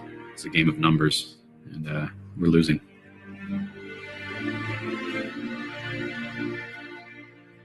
And it's been said that you should never doubt that a small group of people who have firm convictions can change the world, because that's the only way it's ever happened before. Liberty doesn't come from our government. Sometimes they think they're passing it out, and sometimes they are always restricting as if it's their liberty rather than our liberty. We shouldn't fight tooth and nail for our freedom, because without our freedoms, we're not America. We have permitted our government to undermine our civil liberties, all in the name of safety and security. Never sacrifice your liberties for safety or security, because you'll end up with neither. This is what's happened the last 4 years. The evidence is out on the table. The monetary system doesn't work. The foreign policy doesn't work, leads to endless wars. The economic system is deeply in debt. You will pay hell to get them back. This document is the only thing that's going to save us, and if Barack Obama refuses to follow it, as he has demonstrated time and time again, nothing's going to change, folks. What's happened now is that you're seeing the mobilization of federalized police, National Guard in our city streets, and this stuff is happening. We are living in a militarized police state without anyone acknowledging that we are. The military now can arrest any American citizen, no lawyer, no charges, no trial, and be put in prison indefinitely. If you study history and you know that you allow this kind of abuse of power by the federal government, I fear what happens to us down the road. It's kind of like the people on the Titanic who didn't get off the ship. They call us dangerous. Of course we're dangerous. We're dangerous to the status quo and the people who've been ripping us off. Should we be following blindly like this, or should we stand up? Change this country, go back to our roots, decide that we want to live in a free country and not in a country rapidly drifting toward totalitarianism. We need to reverse the course.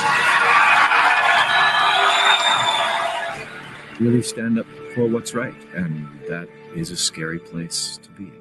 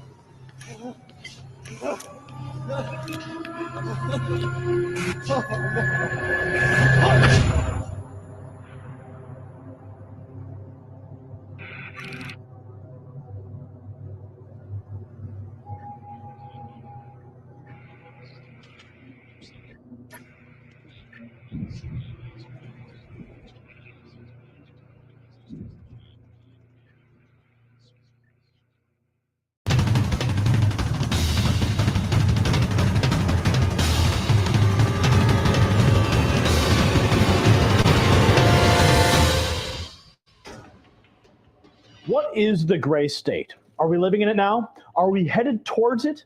When we survey the American landscape, symptoms of it appear everywhere. But do we really notice? Do we really care? We're here with Chuck Baldwin, and you saw the Gray State trailer. I saw the trailer. I thought it was fantastic. I really hope they can get the money together to make that movie. Amy, so I want to ask you, have you heard about the Gray State movie project? Yes, I have. Who hasn't? No, it's awesome. I'm super stoked. I can't wait for it to get made and get put out and let the world see what really happens if we fail here today. This is going to be a movie. Yeah. It's going to be in all the theaters, right? Good for you guys. Congratulations. Mainstream media, in effect, has usurped our traditional heritage of storytelling as a means of passing on our culture. As an anti-culture, all we have are movies. So the mainstream media, in that usurpation of that, they've been able to dominate what we see and hear and what we pass on to our children.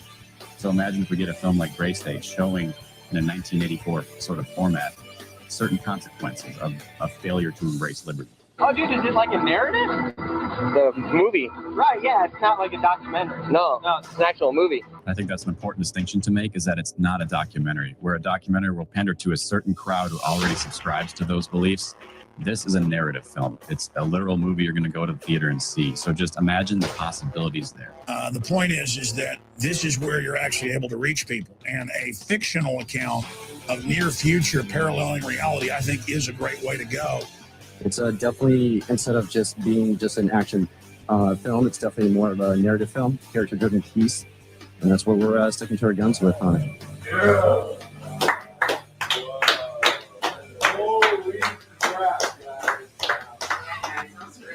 That's pretty intense, bro. That's pretty good. Definitely. It's something that, I feel that can really unite everybody, especially if they see the real life of what can happen. I think so. Yeah, I just saw the trailer just a few days ago, and I really liked it. I hope it spreads. Look at the trailer for this. It's stunning. I've described it to people when they ask me what it's about. I say, well, it's kind of like Red Dawn if instead of the enemy being the Soviets, it was FEMA. Do you think that a movie like this could unite all underneath one kind of idea to be able to overthrow this tyrannical government that we're facing? It's certainly possible, man. I mean, television, movies, film, media do have that power to kind of, that subversive element where you can watch a movie, suspend disbelief. In this case, there's not much to suspend. This is all happening. So, but yeah, absolutely. I think movies, music, art, very, very powerful to promote the messages of liberty. Everybody could see something in a storyline in a movie and be like, the Hunger Games thing, the V, and all those other previous movies. Yeah, a few years ago that was crazy science fiction. Now it's almost foreboding. Right. Well, then, no one goes there, but that's where it goes. That's possible. You piece it together and you move music around, and you can still move and educate. And you can piss people off, but you won't really scare them too much. You're watching someone get their head beat by a cop. But when you think futuristically, George Orwellian kind of, how bad could things get? And if they escalated a couple more steps from where we are now, even though it may not be there on the surface, what would be the final straw? I want to get it out there and get a reaction, let people see it. I thought it was a good trip. It's awesome. I don't want to wait 2 years because that might be coming a lot faster than you think. Exploring a scenario like this from the current paradigm is the only way that you can do it, but it's a very important exercise to look forward and consider that possibility with the hopes of averting it. But at the same time, you have to look at that and go, holy fucking shit, we're halfway there. You just got through watching the trailer for Gray State, and to be honest, it pisses me off that the country's come to this, but both myself and my best friend here are combat Marine veterans, and we're not going to sit here and just take this lying down.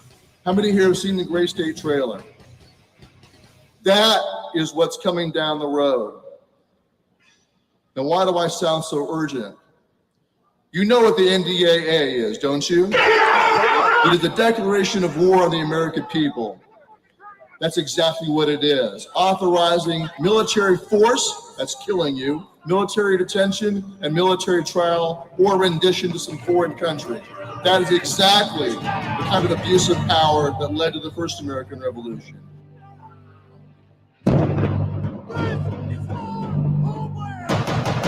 What we're seeing is that it's a split between patriots and loyalists. This is what's happening across the country. People are choosing sides right now. The people who will, just do what the party wants and do what they're told and vote the way they're told, and they just keep voting for the machine. Despite what people might think, this is actually a lot closer to happening than everybody really believes. Everybody labels us as conspiracy theorists, but that's just because people are stuck in their own denial and they don't want to believe that something like this can actually happen to them. And you guys decided to do a serious movie that's literally going to scare people. Let's face it, it's going to scare people. You look at, Germany and you go, it didn't happen in a day. And people that have survived that and lived to talk about it go, it didn't happen in a day. And if that person saw your movie, they'd be nodding going, yep. But we don't know this. I think that we have no idea what happens in a monetary collapse. And that's where we're going. The government would have to prop itself up and it would be through a police state. And at very minimum, I see this as an awakening, just because it might get people to start to prepare. At least because the future is uncertain. You don't know what's going to happen. And most people have less than a week for the food in their house. True. I mean, we have a monetary collapse. What's going to happen? Stores are going to shut down. What Everything happens when those trucks stop rolling, right? Right. It changes people's outlook on what does transpire. Empty shelves. What do I think? About damn time. And it needs to show some of the blood and guts in there because most people haven't got that much perception of that. That's what'll happen. But the feedback has been divided, as we knew it would be, because there are people who are like, wow, someone finally is doing this. The rest of the people are like, I don't believe in that. So this is going to be a stupid movie. That can't be real. So it's going to be a terrible movie. So I don't want to hear anything about it. But I wonder if they thought the same thing about Toy Story. Like, hey, toys don't talk. This movie sucks. And that's just good for us, because if they can't accept that it's that close to their reality, that if it creates that negative reaction, well, that's fine. That's fine. That means that we're doing our jobs. Yeah. But obviously it shows economic collapse, takeover, people being rounded up. All those real preparations are being made. So regardless, just the trailer you've made helps give people kind of an image of where this is going to go. If we just decide that anything in a uniform's God, well, the corrupt system will take that as a signal to move forward. If that's gray state, we're already at light gray state, and it's all shades of gray, right? True reality of what can take place. Yeah, I mean, when people have no idea, and nor do I. And this is your project. It's David and Mitch's project. Yeah, but it raises that awareness. I mean, just by looking at the trailer, the concept is awesome. The message of the possible loss of freedom here in our country is something that a lot of Americans just don't like to come to grips with. That this movie would help them realize what is at stake and the consequences of it. It's coming. It's coming soon. And when it happens, nobody's going to be ready for it. It's going to be so brutal because we don't pull any punches. This is not our game to pander to the lowest common denominator. We're going to make it as brutal as we possibly can because that is the reality we're facing. And it's up to the people to help us out. Believe me, the trailer is kick ass. And I mean, if you were to walk in a movie theater and see a 2-minute trailer and it was a hack job done by crappy editing and lousy CGI, you would go, what's this piece of shit? That's not what you will say when you see the 2-minute teaser. And well, the reason they put that together and they did that hard work is because, again, these guys got to do it on their own dime. And that means we can help them out. Maybe, Bubble listeners and, of course, Dangerous Conversation and Radio Isle listeners can hit their website, get on that PayPal, or we'll find out how they can drop them a dime or two. So if you go to indiegogo.com/GrayStateMovie, you're actually buying something. You're going to get these shirts, you're going to get some props, you're going to get posters, but you're going to contribute to the film. And the number one thing is that we need all of that grassroots support to funnel into something like Indiegogo so we can actually harness on the hype while it's there. What do I think? Yeah, let's get her out. Let's not hesitate. When do you guys start working on this? 2 years ago. I was going to say, You guys need to get that funding so you can make that. That's why I'm here. Well, no, the fight is at its core spiritual, and you'd have to be in deep denial and delusion spiritually now to not know that the shadows are getting long here. I know that I'm speaking to people who are awake, and I know that I can count on your support. Gray State has already been described as a prophetic look into a terrifying future, but I appeal to you here today to help us prove them wrong. Through our united effort, we keep this film in the fiction section. Every new person we reach is a new network. Out of every 100 people who see the trailer, maybe one person chips in $5. So if we get the trailer seen by 1 million people, then I'm not too good at math, but that's probably $10 at least. Google Gray State Movie, definitely. Google Gray State Movie. It's gonna be awesome. We got to hurry up and get this going because I want to be alive when the shit goes down. The anxiety's getting to me. I know they got a few more stints they can put in me and a few other things to prop me up, but I'm tired of monkey shitting around. Let's get her done. You don't stop. Ain't no way.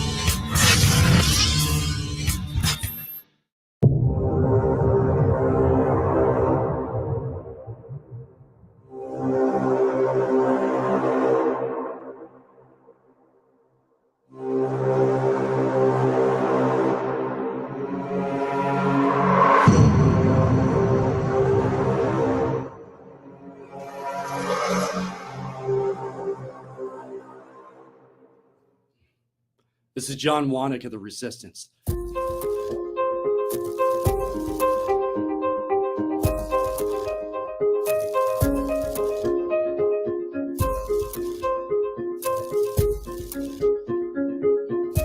This message is for anyone alert enough to realize the system is failing.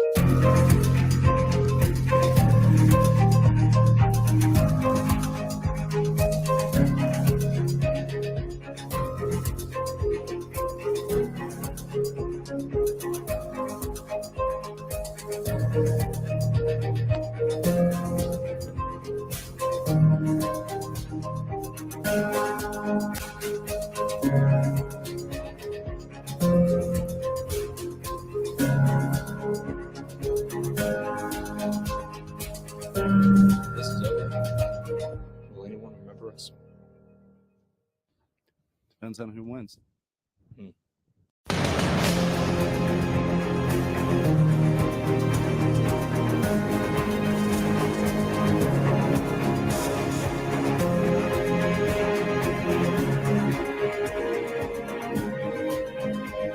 you really want to die without making a sound?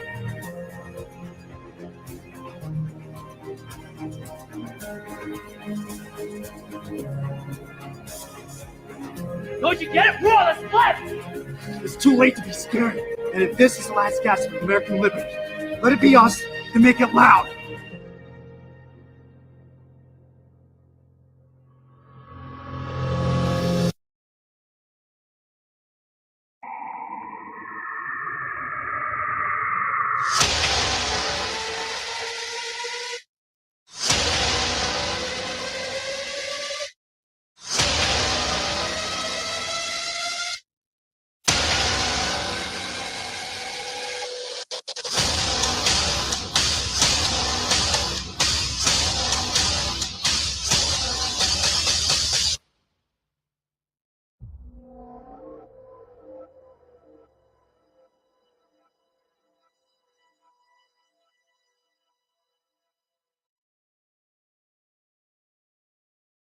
We got the best crew there is in this business that I've ever seen. So we're the only ones doing this. Right.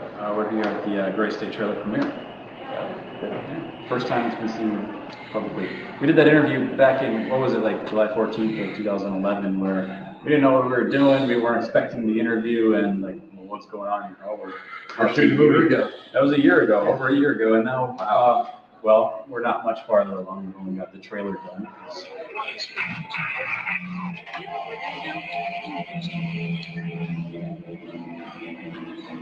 A trailer, 2.5-minute trailer of a possible vision of a consequence for this country. So hopefully people were shaken a little bit, disturbed, or at least excited about possibilities of filmmaking here in the Twin Cities. But at the very least, we care about the message, and hopefully you guys pick up on that as well. So if you think that it best represents the collective interests of the local arena right now, then yeah, get it out there, get it seen, because there's going to be plenty of people that are willing to donate, because this is our Trojan horse in the mainstream. I mean, literally. I, as a filmmaker, talking to you political guys, you activists, you run all guys, you guys who are whatever. I'm going to do the best I can to instill those values in this film. That's the best I can do. And I'm going to do my best to get it into theaters where you can see it, where everyone else can see it. I mean, I'm going to do that. So if you want to get it out there, get it seen, try to get us some funding, because otherwise it's going to sink. You know that we're fighting an uphill battle here. No one wants to hear this message, especially the mainstream, the corporate monster that we're attacking. They don't want this. So it's got to happen, Chris. So it's got to happen, otherwise we're kind of running out of time. I don't know. It's kind of a scary story at the end of 1984. Yeah. The visual palette that the American viewer has. Right. If you don't meet that, then they can see a compelling documentary and you just forget about it the next day because it didn't strike them. But also, I think on the same time to actually just leapfrog off that, is that the aspects of what we're trying to do with our film is that stand on its own. I mean, that's going to reach a lot more people without shoving it down their throats and stuff. But forcing them to inquire about certain issues. If this is August 7th at the time of this release of this video, the trailer should be out. And the go will be open for your donations. But go to graystatemovie.com, go to facebook.com/graystatemovie, go to youtube.com/user/graystatemovie. Anyway, search Gray State, Google it, I'm sure it'll come up. And get the word out, get us some funding, because we're the ones on our own front lines trying to get this message out. Cut. Cool. Before we do anything else, you guys want to see it again?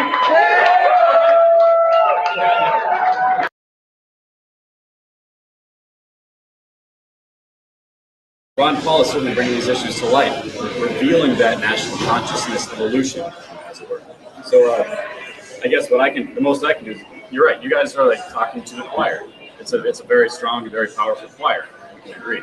But you're singing the same tunes, right? And what we can do as artists, I imagine, is put this in words that they don't expect to hear. Maybe adding volume to Voice of Liberty, right? I mean, people are going to go to a movie and they'll go see Gray State because they saw the poster. They're not ready to defend against that message. Or like Hunger Games. Hunger Games kind of has a pretty insidious liberty message inside. So what we're trying to do is something that hasn't been done because of the mainstream domination of art, is that the artists have not sufficiently represented the zeitgeist, right? What we're seeing now is that people are ready for absolutes, they're ready to hear the message of liberty, but artists are not doing that until very recently, I imagine. But also, I think one of the biggest things too is actually presenting the alternative reality that could actually happen. I mean, you know what I mean? So that's the biggest thing. So people can't really listen to the literature of it. Crazy. They're just overstimulated. But do it away, but we're not shoving it down the throat. And that's the biggest thing. It's just a chance to they think it's entertainment, but they don't know you're actually brainwashing them. At the same time, you know, they're going to take away, pick and choose what they want. Right. But I think that's one of the most powerful mediums to reach people on a whole without isolating ourselves from what we're actually doing. Well, like David said, we're at a mass education, or we're at a huge popular culture of just entertainment, right? So it's all everybody does. They don't read books. like we were saying before we got in there, they're not going to read Ayn Rand's nonfiction, but they might have read her, you know, her Atlas Shrugged or something. So what you're doing is the same kind of thing, right? You got Subconscious is a powerful thing. You know, whatever you're involved, I mean, whatever goes in comes out, right? And so far, it's been nothing but the crap you get from the commercial mainstream. But a movie like ours would probably never be widely accepted by the mainstream. The reason I like your guys' so much is because everything I see that comes out that's new, like USA and all this other stuff, every series, every movie, it's always glorifying the secret intelligence communities. I was in intelligence. It's ridiculous. What was this one with this lady that's supposed to be some interrogator? Everything that's bad, they come out and they're like, hey, look, this is actually a cool way to spin it. And there's no exception to the rule on that stuff. Now, granted, all those TV shows and everything somewhat subsidized, so it kind of makes sense where they're going. It's good to see a counter to it. I think to kind of add what you just said, I think the biggest reason is just reinforcing to the public that it's okay to accept really what's going on, you know, and I think that's a share. It's a bunch of shit. Well, it's a counter message, like you said, because you watch the Dark Knight series and you see some rich guy who's fighting for your interests because you are powerless, and to do so, you've got to give up your liberties in small degrees. And I mean, this is absorbed by the subconscious, and this is what people kind of think about themselves. I'm powerless. And look how many superhero movie remakes have there been in the past 10 years? Superheroes. Why is there an infatuation with that? What about like the everyman doing something? You know? Well, even if it is, you know, tiny and ugly, like a political campaign, grassroots style, that's not glamorous. Well, it's like when I talk to people, you know, sometimes I use, you know, I read the Bible. I actually read the Bible. And there's a passage in there that I use all the time when I'm talking to people. And what you're saying is people have power, right? Have no power. Well, it says God has not given us a spirit of fear, but power, love, and a sound mind. Power to do the Creator's will of whatever your Creator is. It's a creation. We're always recreating ourselves, right? Love, which means we have compassion for our enemies as well as our people that we truly love. And a sound mind, you know the difference between, like you said, right and wrong, black and white. There is evil in this world, and we see it all the time.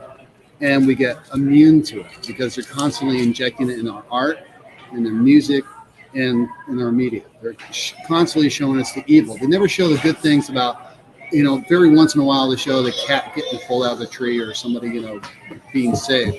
But there's a lot more of those stories out there, truly are, than I saw with the evil, what they focus on. And that's what it is. You're describing the difference between the white state and the black state. So fear is a spirit, and they're trying to infuse that into you. It's like a possession. So do you see what totally immersed in this black state where all they see is evil, so they become immune to it, as you said. The natural inverse of that is to show that no, you're a powerful, you know, sentient being, and you have all this power based on the things that you said the Creator gave us, right? Well, gray state is not about showing that either, because we still exist in this physical plane, in this paradigm in which we are subject to other things. The question then becomes the nature of coercion, so the non-aggression principle and all that worked in. The gray state will surprise you because it's not saying like wake up and throw off your shackles. It's saying you're going down with the ship and how are you going to get ready. You're going down with the ship? It's not a happy message. Isn't the world what it is, what we make of it? That's what we allow it to And you know, that's what with the liberty movement is. We are changing. It's moving back towards that. And I think that if we continue with this, and look at it as a war, it's a campaign, right? Like in a political campaign, a war campaign, it's a campaign. And we're campaign for, you know, that's why they say campaign for liberty, right? It's a constant reinventing and infusing yourself into those areas. And what we're really talking about here is ideology, right? Tyranny is the mainstream drug of choice for everybody, and even we can be tyrannous in liberty. It's like you got to have liberty. Well, maybe they like being in prison. I don't know. So, David, are you're saying though is that the message is that it's not going to be fluffy little clouds and bunny rabbits. We're going to go through some serious. So, well, you're saying like I believe the gray state will occur. No, I'm asking you. Well, I think we are doomed to some sort of. I think it's been too long since the last revolution. I think our generations are incapable of sustained guerrilla combat. I think we're facing some very real possibilities. I mean, screw the number of guns we have. Can we live without food and electricity for more than a couple months? There are still some people in this country that have that kind of toughness. There are plenty, and we will. I mean, the litmus test will still be applied, and we will find out who those people are. But that doesn't mean that 80% of the population will die trying. Yeah. You know, I mean, these are the realisms that I'm exploring through Gray State. Not necessarily what I believe, but I mean, we will be tried by fire. I mean, that much is certain. Well, we can agree on that. We're going to be going through some. Yeah, it has to get much worse before it can actually get better. Most people are seeing like Mad Max type apocalyptic movies, and Gray State sort of bridges the gap. How did you get to that point? You know, that's what I was blown away by the trailer that I saw. Being an actor, it's interesting when I can talk to people just as a person. People will be open to the shun. But if I play a character and I present this material through a character, I can get them instantly on that part. Yeah. And that's in essence of what we've been striving on. It's David's a writer and a director. Eventually, he can bring that. But as a character and an actor, bring the vulnerability. People will just latch onto that right away. They'll accept with the basic nature of communication is story. We have an appetite for story. I mean, what is a theater apart from gathering together in the dark to listen to a story? And if you're preaching, you have to appear invulnerable. Absolutely. So as artists, it's our responsibility to act in our own capacity. Even if it's not running for Congress or actually making the change, we can alert people to the change that needs to be made. Yeah, I think it's really interesting that David brought up the superhero characterization. And I think that what we pretty much all agree on is that it's time to stop having heroes and start being one. Yeah.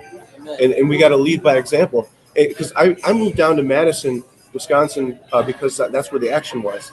And I knew that Kevin Barrett lived down there, and I wanted to be part of it. And when I went down there, I started having meetings and getting out there doing stuff, bullhorning. I mean, you handed out DVDs. I mean, I'm like, let's go, man, let's do it. And I've had the pleasure and honor of influencing a lot of people. And to me, that's what keeps me going. Yeah. Because I mean, with all the stuff going around in the world, and you know, I see the ills of society, and it's what gives me my heartbeat back, is to get out there and do it.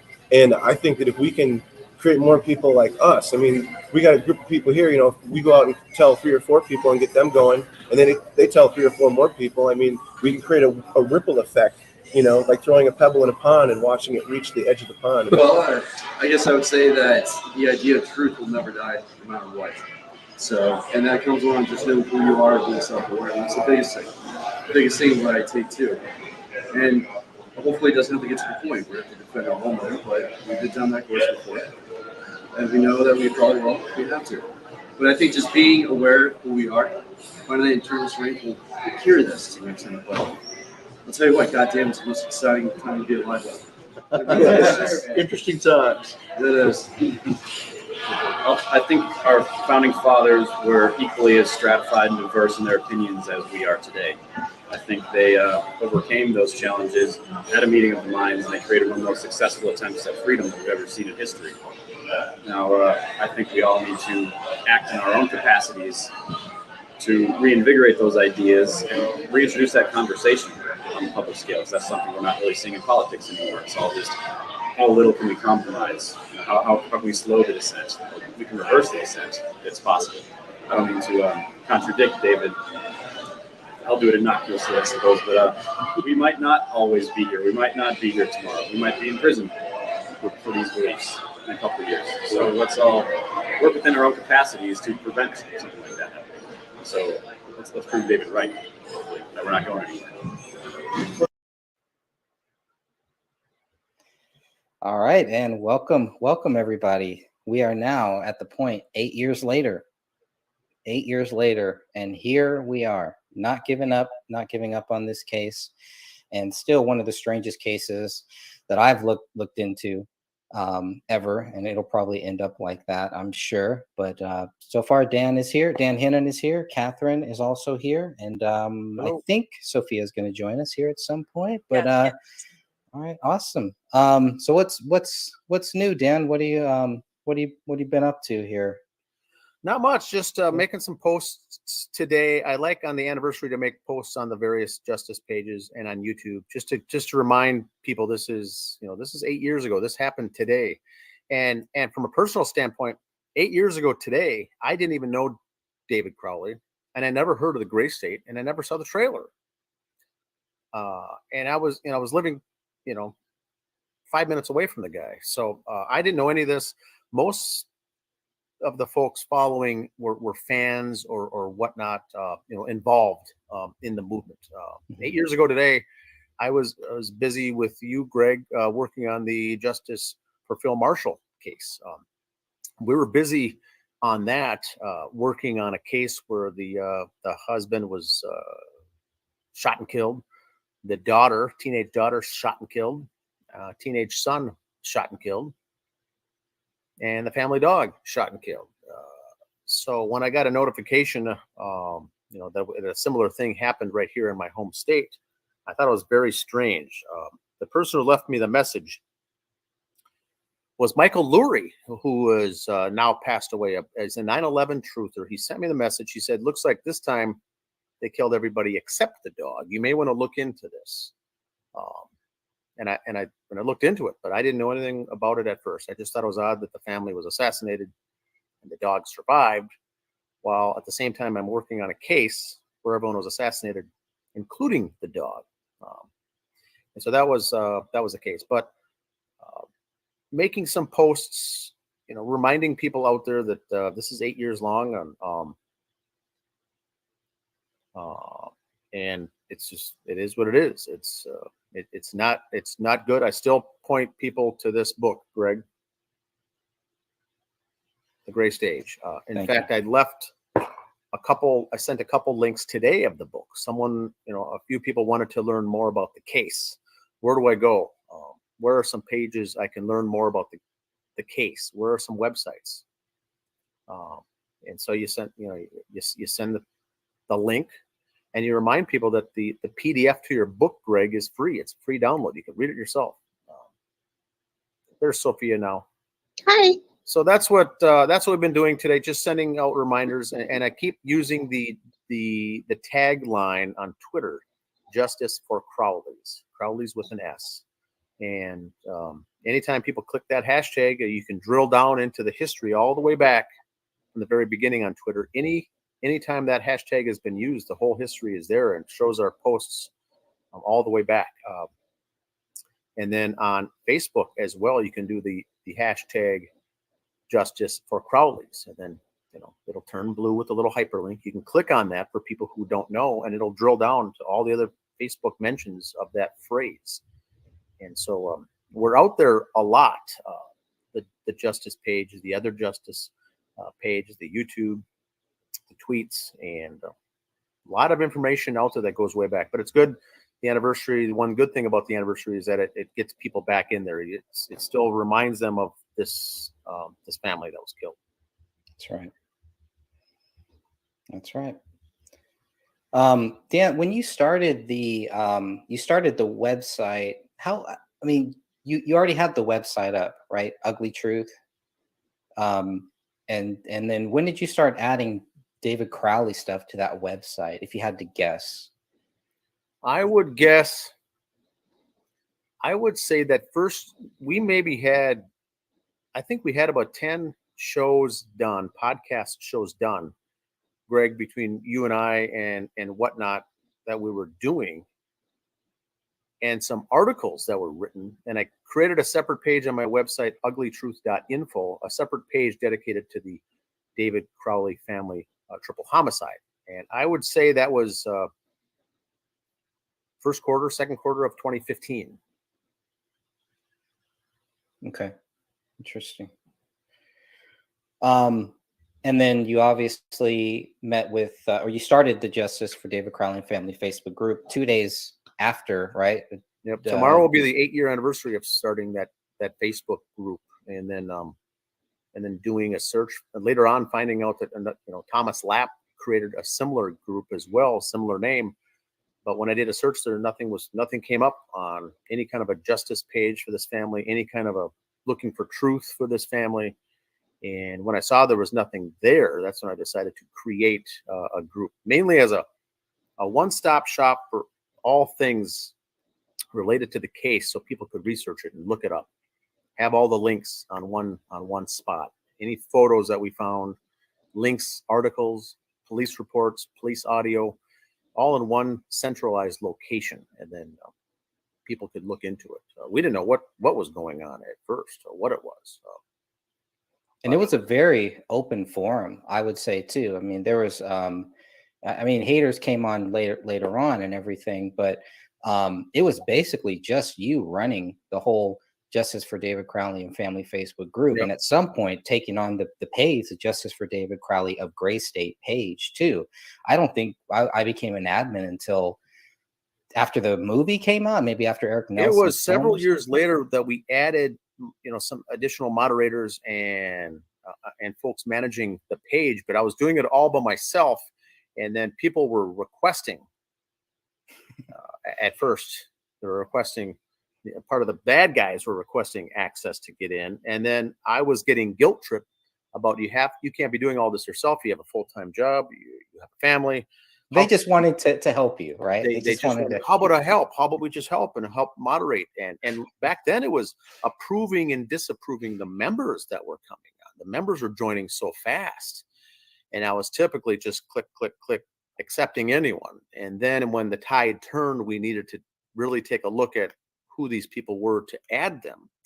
But we were growing really fast and the discussion was going on so fast and the comments were coming in so fast, along with the real-time information, Greg. I mean, the real-time information was coming in real time on that page of what was really going on, as well as, threads on that page that had 100, 200 comments, threads deep, comments, and people getting angry, people, good, people bad, people all over the place.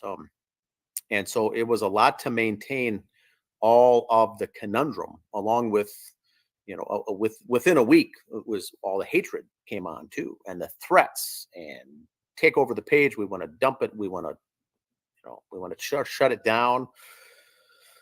So there was a lot going on at the first while. But once we started doing the shows, writing the articles, and getting the podcasts out there, then I created a page on my website to document this stuff later too, because people were threatening to take down the Facebook page, or Facebook itself was I think at that time banning and shutting down some accounts.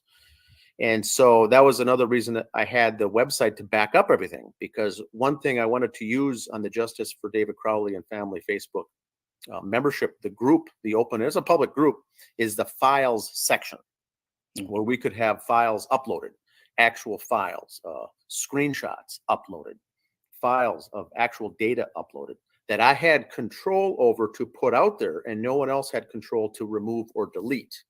And I was putting links, all the links that were out there, that was all accusing David of doing this, which is, not what any of us agree with, but I was posting anything that had anything to do with the story.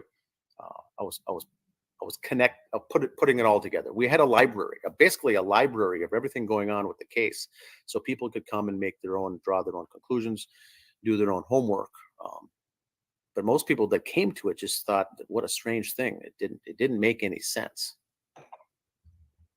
Interesting. I'd like to ask all three of you kind of a question here and see how you all feel about this. Are there any regrets of getting involved in this case? Do any of you wish that you would have never heard of this case and never got involved in this? No. Sophia's shaking her head. Catherine, should go on this one. This would be a good one for her, because she went through a rough patch, with her own family by covering this case. Yeah, my family and things happened at my house. I had to actually end up selling my house, and I'm now in a place that it would not be my first choice, but I lost a lot with this case. I had my sister, one of my sisters, we have a large family. She was, is married to a dentist, and she was a dental hygienist before she retired. And when I took this, because when everybody was arguing about the mandible, right? I'm just, I get tired of saying stuff. So I'm like, okay, fine. I'll get the opinion of a dentist, right? Who would know better than a dentist? Well, my sister was so mad at me for sending her that photograph. She didn't talk to me for 2 years. And and then my children were they actually said either you drop the case or we're gonna walk away from you, just because of things that were happening. So the times that I had left the case, it was based on pressure from my children and direct family members. However, do I regret getting involved? No. I'm too stubborn. And once I get my claws into something, and once I know something, there's injustice going on, I'll fight it until I can fight no more. It's just, I don't think I could ever regret it, because with what we have discovered and what we've been able to prove using the evidence basically against the Apple Valley Police Department to show that David it's impossible, absolutely impossible. The man was a victim. I count that a victory. So I could never be sorry for that. I feel the same exact way. It's, in a lot of ways, this case has made me a better person. I have some really good friends from this case that I would have never had if it hadn't been because of it. It keeps me thinking. It keeps me researching. It keeps me learning new things. And I really second what Catherine has said, because David is innocent. And if it wasn't because of the documents that we fought for, that we sent off for, and waited sometimes a year and a half for, we wouldn't have that information to prove that he's innocent. And this is rock solid. I mean, the evidence is right there, and it's pointing to him being innocent, that he's a victim. So, do I regret this? No. And like Catherine, we've moved numerous times. We put up security cameras. We've had things stolen, broken into. I've had my car run off the road and totaled, and it was a new car. And they never even found that person. Just interesting things happening. I've had my email hacked. We've been supposedly doxxed. It's just stupid crap. And my family members threatened. It's pretty crappy stuff that's happened. But in the end, we're fighting for justice for a person who can't fight for himself now. And, his family's given up on him. His friends have given up on him. I'm not giving up on him. And I think about what Rania went through, her last moments of life, and it breaks my heart. I have a 6-year-old in our house that lives with me, and I have a 2-year-old that lives with me, and I cannot imagine ever having them in that situation. So I will never walk away from this case. Very good. Dan? Same here. No regrets. It's a topic I can't bring up with family. I can't bring it up with relatives. I can't bring it up at work. I can't bring it up anywhere. It's one of those things that's you've been blacklisted. So my closest friends on this case are the folks in the group, in the justice group. It's all the true folks. Catherine said it best. It's the stubborn folks who have been here the longest. If you have a weak stomach for this, and I'm not talking the case itself, the triple homicide, but the baggage that goes along with focusing time and energy on a case like this, when not many people are on our sides, it's the stubbornness side. I think the types of people that can hang with. The rest will fall by the wayside over time. It's not for the faint of heart. It's a gut check. Yeah, certainly is. Yeah, it's so funny. I'm sorry. Go ahead. No, you go ahead. I'm just going to relate a story. I mean, you look back on your life, like, how did you end up and why did you end up where you are today? When I first started my trek down the medical field, you guys don't understand. I didn't handle that stuff well at all. I remember going to the hospital with a girlfriend of mine. She was having surgery on her knee, but anyway, they had done something and I was in the room and she was screaming because the pain hurt so bad. And I walk out in the hall and I passed out. I wake up, in the ER and they're like, "Oh my God, are you okay? Are you okay?" I mean, I was so everything, I just freaked out at everything. To go from that, and then my life led me down the path of, not just being a first responder, EMT, working in the ER, watching autopsies go. I mean, I never would have thought I would have ever done that. But when I got to this case, it all made sense. All of a sudden, the path that I took in life, that it was never supposed to be my path. You guys don't understand. I was running my own business, a very successful transcription business. I was a medical legal transcriptionist. And then from that, I mean, I have a very short attention span. I'm sure a lot of people figured this out by now. So I would do that. And then I'm like, okay, I need to do something else. Well, then I became a professional Christian performer. So I was singing for years, competing and, all this other stuff in competition. I mean, going across the country, I did all this stuff, singing on cruise ships. And then to end up here, and then I'm like, now I know why every turn I took led me to this path.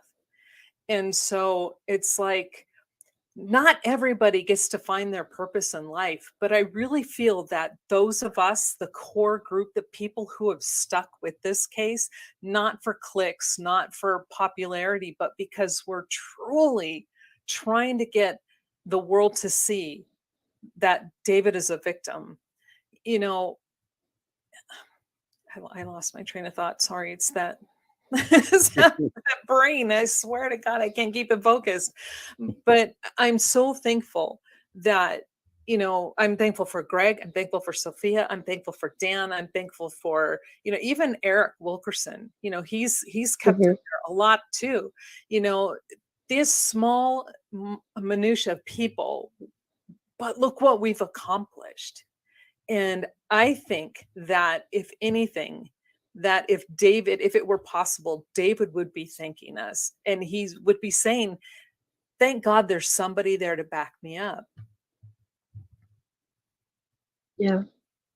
I also want to thank the group members. I mean, there's so many that email us or send us information or talk to us off to the side and ask us questions and stuff like that, or even the live chats. Those are amazing people too. Right, Jennifer?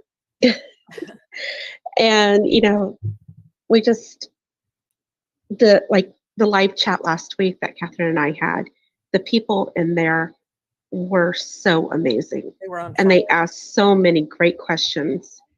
And there's a cat cameo. Cat cameo. Yep, one of them. And it was such a great show. And we literally went on like 45 minutes longer than we had expected because there were so many great questions. So we were just going through them.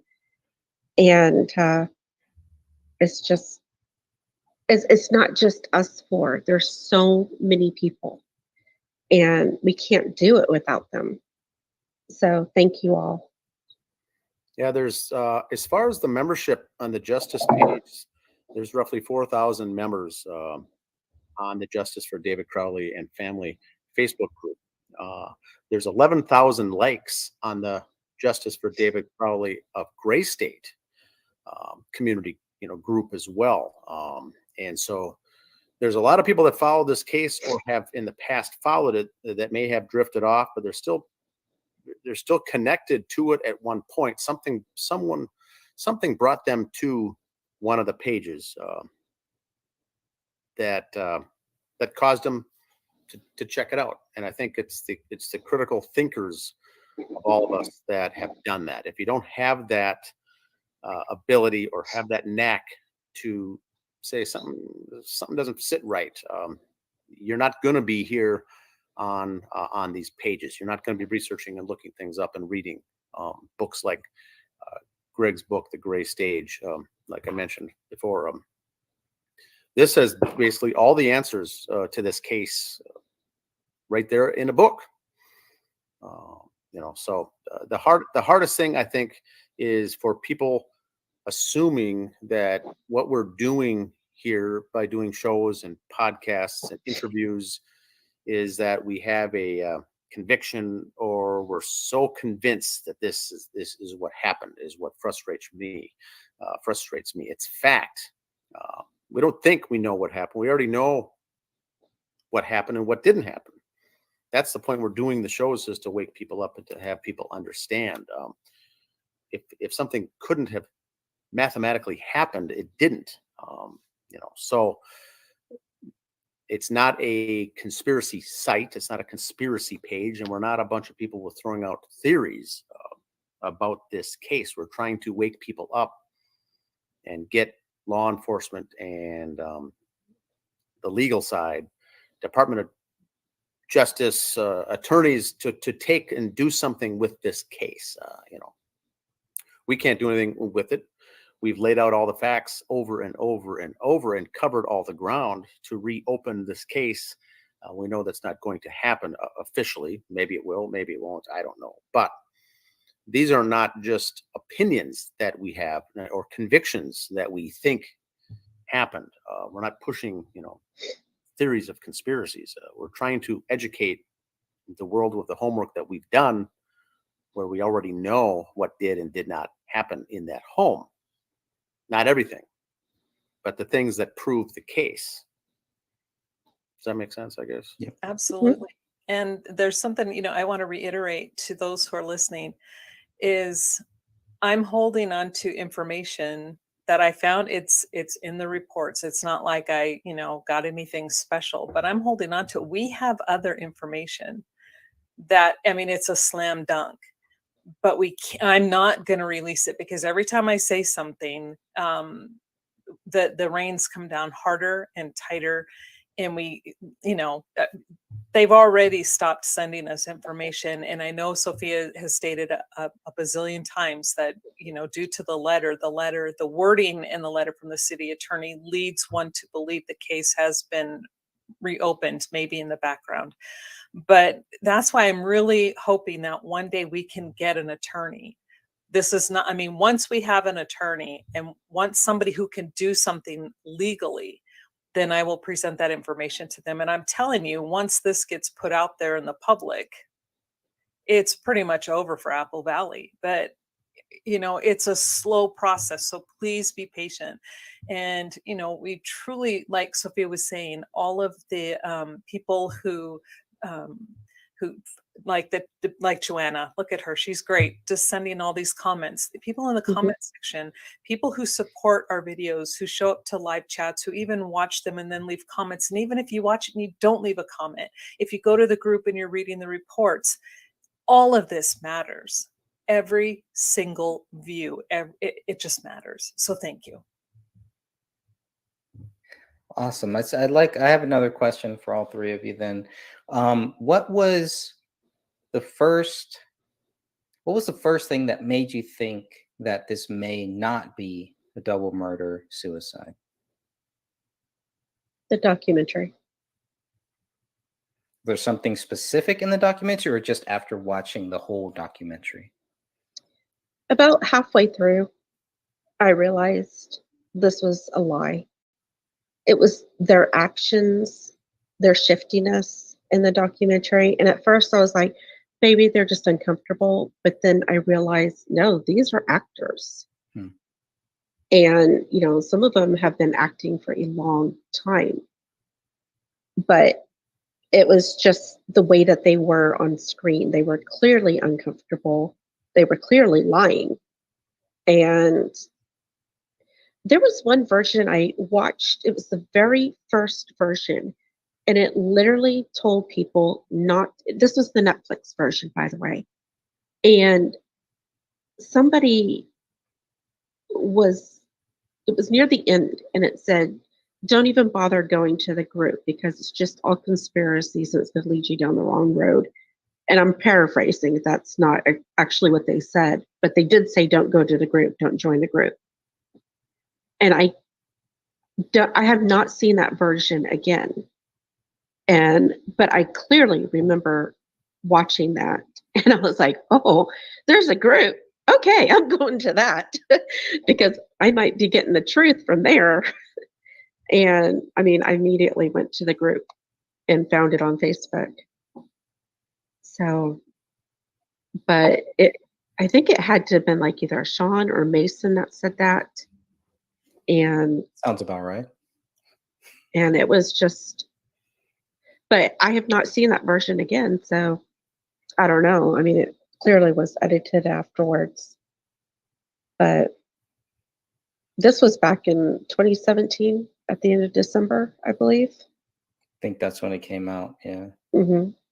And so, yeah, that's how I got involved. And if it wasn't because of you, Greg, pushing me to read the reports. Have you read the reports yet? That's all. That was your first question to me every single time I commented.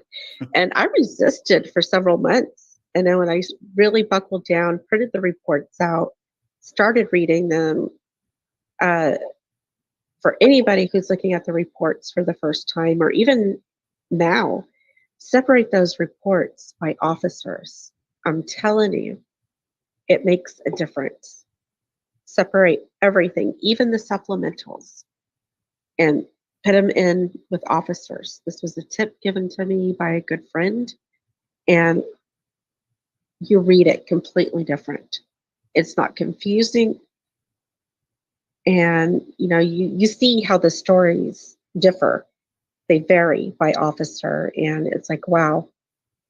So if that was the one tip that really helped, I'm happy to give it to everybody else. That and read the reports. But once I did, I was like, oh, okay, now I know why he's telling me to read the reports. So, Dan, what was the first thing that made you think, okay, this may not be a double murder suicide? It was basically getting threatened to not show up to the memorial for David Crowley. It was said point blank, you had better not even think of showing your face at this memorial. I'm a guy who created a Justice for David Crowley page, membership group, to honor the man. This would be the guy you want to have at your memorial service, right? Now, I wasn't even thinking of going. If it would have been close, I maybe thought of going, but this would be the guy that you would welcome with open arms to a memorial service. If someone created a Justice page for me, if I died one day, someone never even knew who I was, that's the person I would want to have at my memorial. But when those threats came out, don't show your face, stop doing the research. And for me, it was the smiling guy's photo, I think, that wow, kind of did it. Mm-hmm. That was the shot to the gut. When someone sent me that photo to say, look what just got posted on Instagram, the day of the memorial, 3 guys smiling ear to ear with their best friend and brother murdered horrendously, along with their wife and a 5-year-old child. And that was the gut blow for me. And I've still never heard them, because they will try to come back at things that we say, obviously, but I've never heard them try to put that photo into a proper context. And it makes me wonder why not? Because that is a very strange photo. Dan, how long after the bodies were found did they have the memorial? I think it was the Wednesday, that same week. The bodies were found on Saturday. I think the memorial was maybe the Wednesday or Thursday. That's super fast. Same week, or was it the following week? It's in my timeline. Yeah, it was quicker than expected. Yeah. I was still the one on Facebook asking, why isn't there teddy bears and flowers all over the front steps of this house, like you see with any other case, a real case. A body, 3 bodies found of a family. When the camera crews get out there for the news, the first thing you see is the vigils, the candles, the 5-year-old dead stuffed animals. That's what you see. Bouquets of flowers. That's what you see. Here was nothing. And I asked someone, because I said, has anyone, what's on the front steps of this house? Has it been cleaned off already? Was there anything there? And I think the first person who said that they were there said there was maybe 1 or 2 things out there, but it was quickly cleaned off. And I was expecting a whole outpouring of community support and love and flowers and all of this for such a horrendous crime, and there was nothing. I thought I was flabbergasted by that, and felt horrible for the family, the victims, that no one's speaking out on their behalf because they can't speak out. So we ended up doing that, taking on that role because to give them a voice. All right, Catherine, what was the first thing that made you think that this was possibly not a double murder suicide? Well, I would. It was kind of 2 things. The first thing that caught my attention was when I was watching the I like the term sloppumentary. Sorry, it just fits. When I was watching that, it was the very end when Dan Sr. was reading that little portion, I guess it was of David's journal. And it was just the look in his eyes, his face. I just go, wait a minute. This man doesn't believe what he's saying.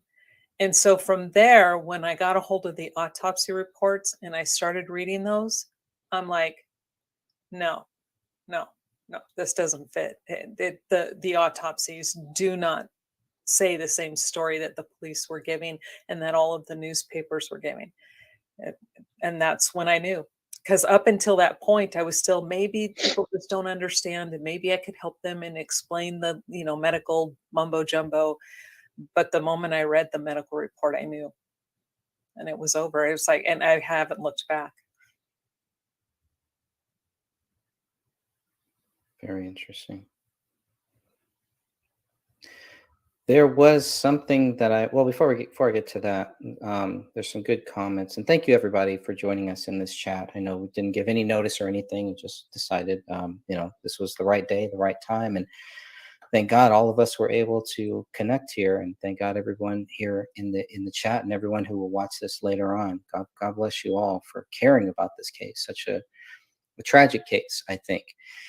And so here we have Buzzing, and I am sometimes a lurker. I always try to comment, and thank you all for your convictions that David was not a murderer. I'm truly convicted in that myself. I mean, that's really, that is such a key point, because it always seems like the people who just want to believe David Crowley is guilty can never really give you anything. Even the cops, which I would expect, I don't care what everybody else thinks, but the police, the investigators, they should be able to articulate why David Crowley is guilty. Looking up just going back through some things, because I wanted to look up some of the police reports and what they were showing here, and I'm going to bring this one up. This goes back, this is actually from the Minnesota BCA, so hopefully everybody can see this okay. But this is in the 485-page document on page 21 here, and this deals with the only known thing that shows where the Hennepin Medical Examiner's Office, in a press release, is stating that David died of a suicide. Okay, I mean, even in the medical examiner's autopsy, they don't really say that, right? But here they actually do. This was given to the Apple Valley Police on January 25th, 2015. So they received this here. And they state that David Crowley died of a single gunshot wound to the head and a result of a suicide. And it's always curious how they could look at the body and how the medical examiner could come to the conclusion that this was a suicide. That David, how is it any different than any of these other shots that we're seeing? I think they got the shots right. I don't know if they should be speculating on the other things, especially when we can see what is the difference from what they find with David's wife, where it says she died as a result of a gunshot wound to the head. Again, a gunshot wound, not two, but a gunshot wound, just one, as far as I'm reading there. And then Ranita, died of a gunshot wound to the head. Here you have 3 shots, and this date is very important when they get this. I don't know what date the actual. This looks like dated 121. This is after they have found that other bullet. But it's very interesting to me, and I'd like to get your thoughts, everybody's thoughts on this, as to why, like, what is the difference? What could they have found in the medical examiner's reports that would be any different to show that, well, Kamel and Rania died of a homicide, but David died of a suicide? Well, a lot of times, and this is part of the problem, is the medical examiner's office and the deputy coroners who go out to gather the information oftentimes will rely on the police officers and their expertise and what they saw when they first got there.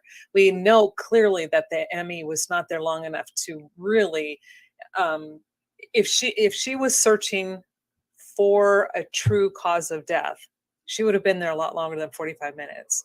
So that tells me there was some communication going on and they'd already decided. So, and that's kind of what's frustrating, because like you said, there's nothing in those reports. How would they, how would they know? Because they all have gunshot wounds to the head. Who do you know? You just don't. And that's, I don't know, it's frustrating. Is that normal, or is that, should the medical examiner even be going that far to speculate? Well, this was a suicide. Suicide based on what? Well, and that's just it. They're relying on what the police officers are saying, and we don't know. Let me just toss this out as a possible idea. The police officers show up on scene. There's a gun close to one of the victims, so therefore he must be the one who did it because he's the one with the gun. So then they start to just formulate this hypothesis. And so to me, I see this as they then take that and then they carry it further, and they get there to the MEs and they're at the autopsies and they're like, well, the gun was by him. Oh, well then, okay, he must have been the one that killed everybody. Instead of looking at the rest of the evidence, they left that day with these bullets, but they didn't have the one that killed him. It's insanity. They really jump to conclusions way too quickly. Yeah. I think, Greg, the report you just showed, those 3 statements from the Hennepin County Medical's examiners, was already part of the cover-up that we're already seeing unfold. Those are quickly written 2 sentences. They weren't lengthy reports. Manner of death, research done. The cover-up at all the levels was already being performed by the time these things came out.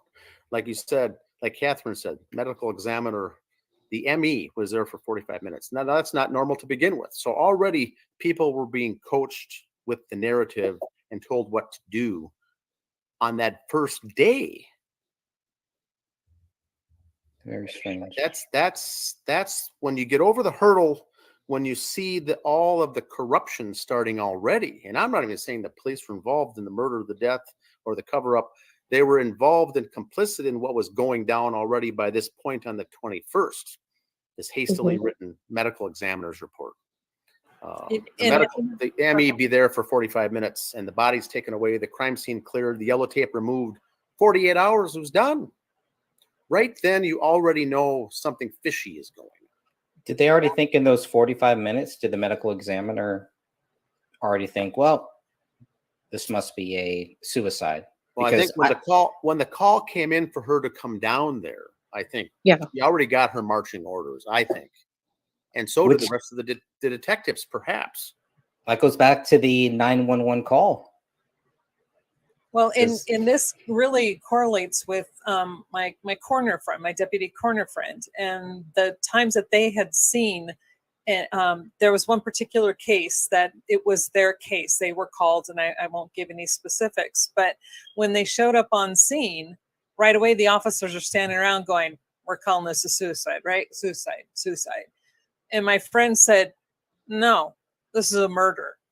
And my friend actually took a lot of heat. I mean, the case ended up going to court, but they pretty much blackballed this person after that because they wanted to name it a suicide. They didn't want to have to deal with all of the stuff that would go with trying to solve the murder. And so it's not uncommon. And it was shocking to me because, I'm thinking going, well, it's their job. They're going to do what's right.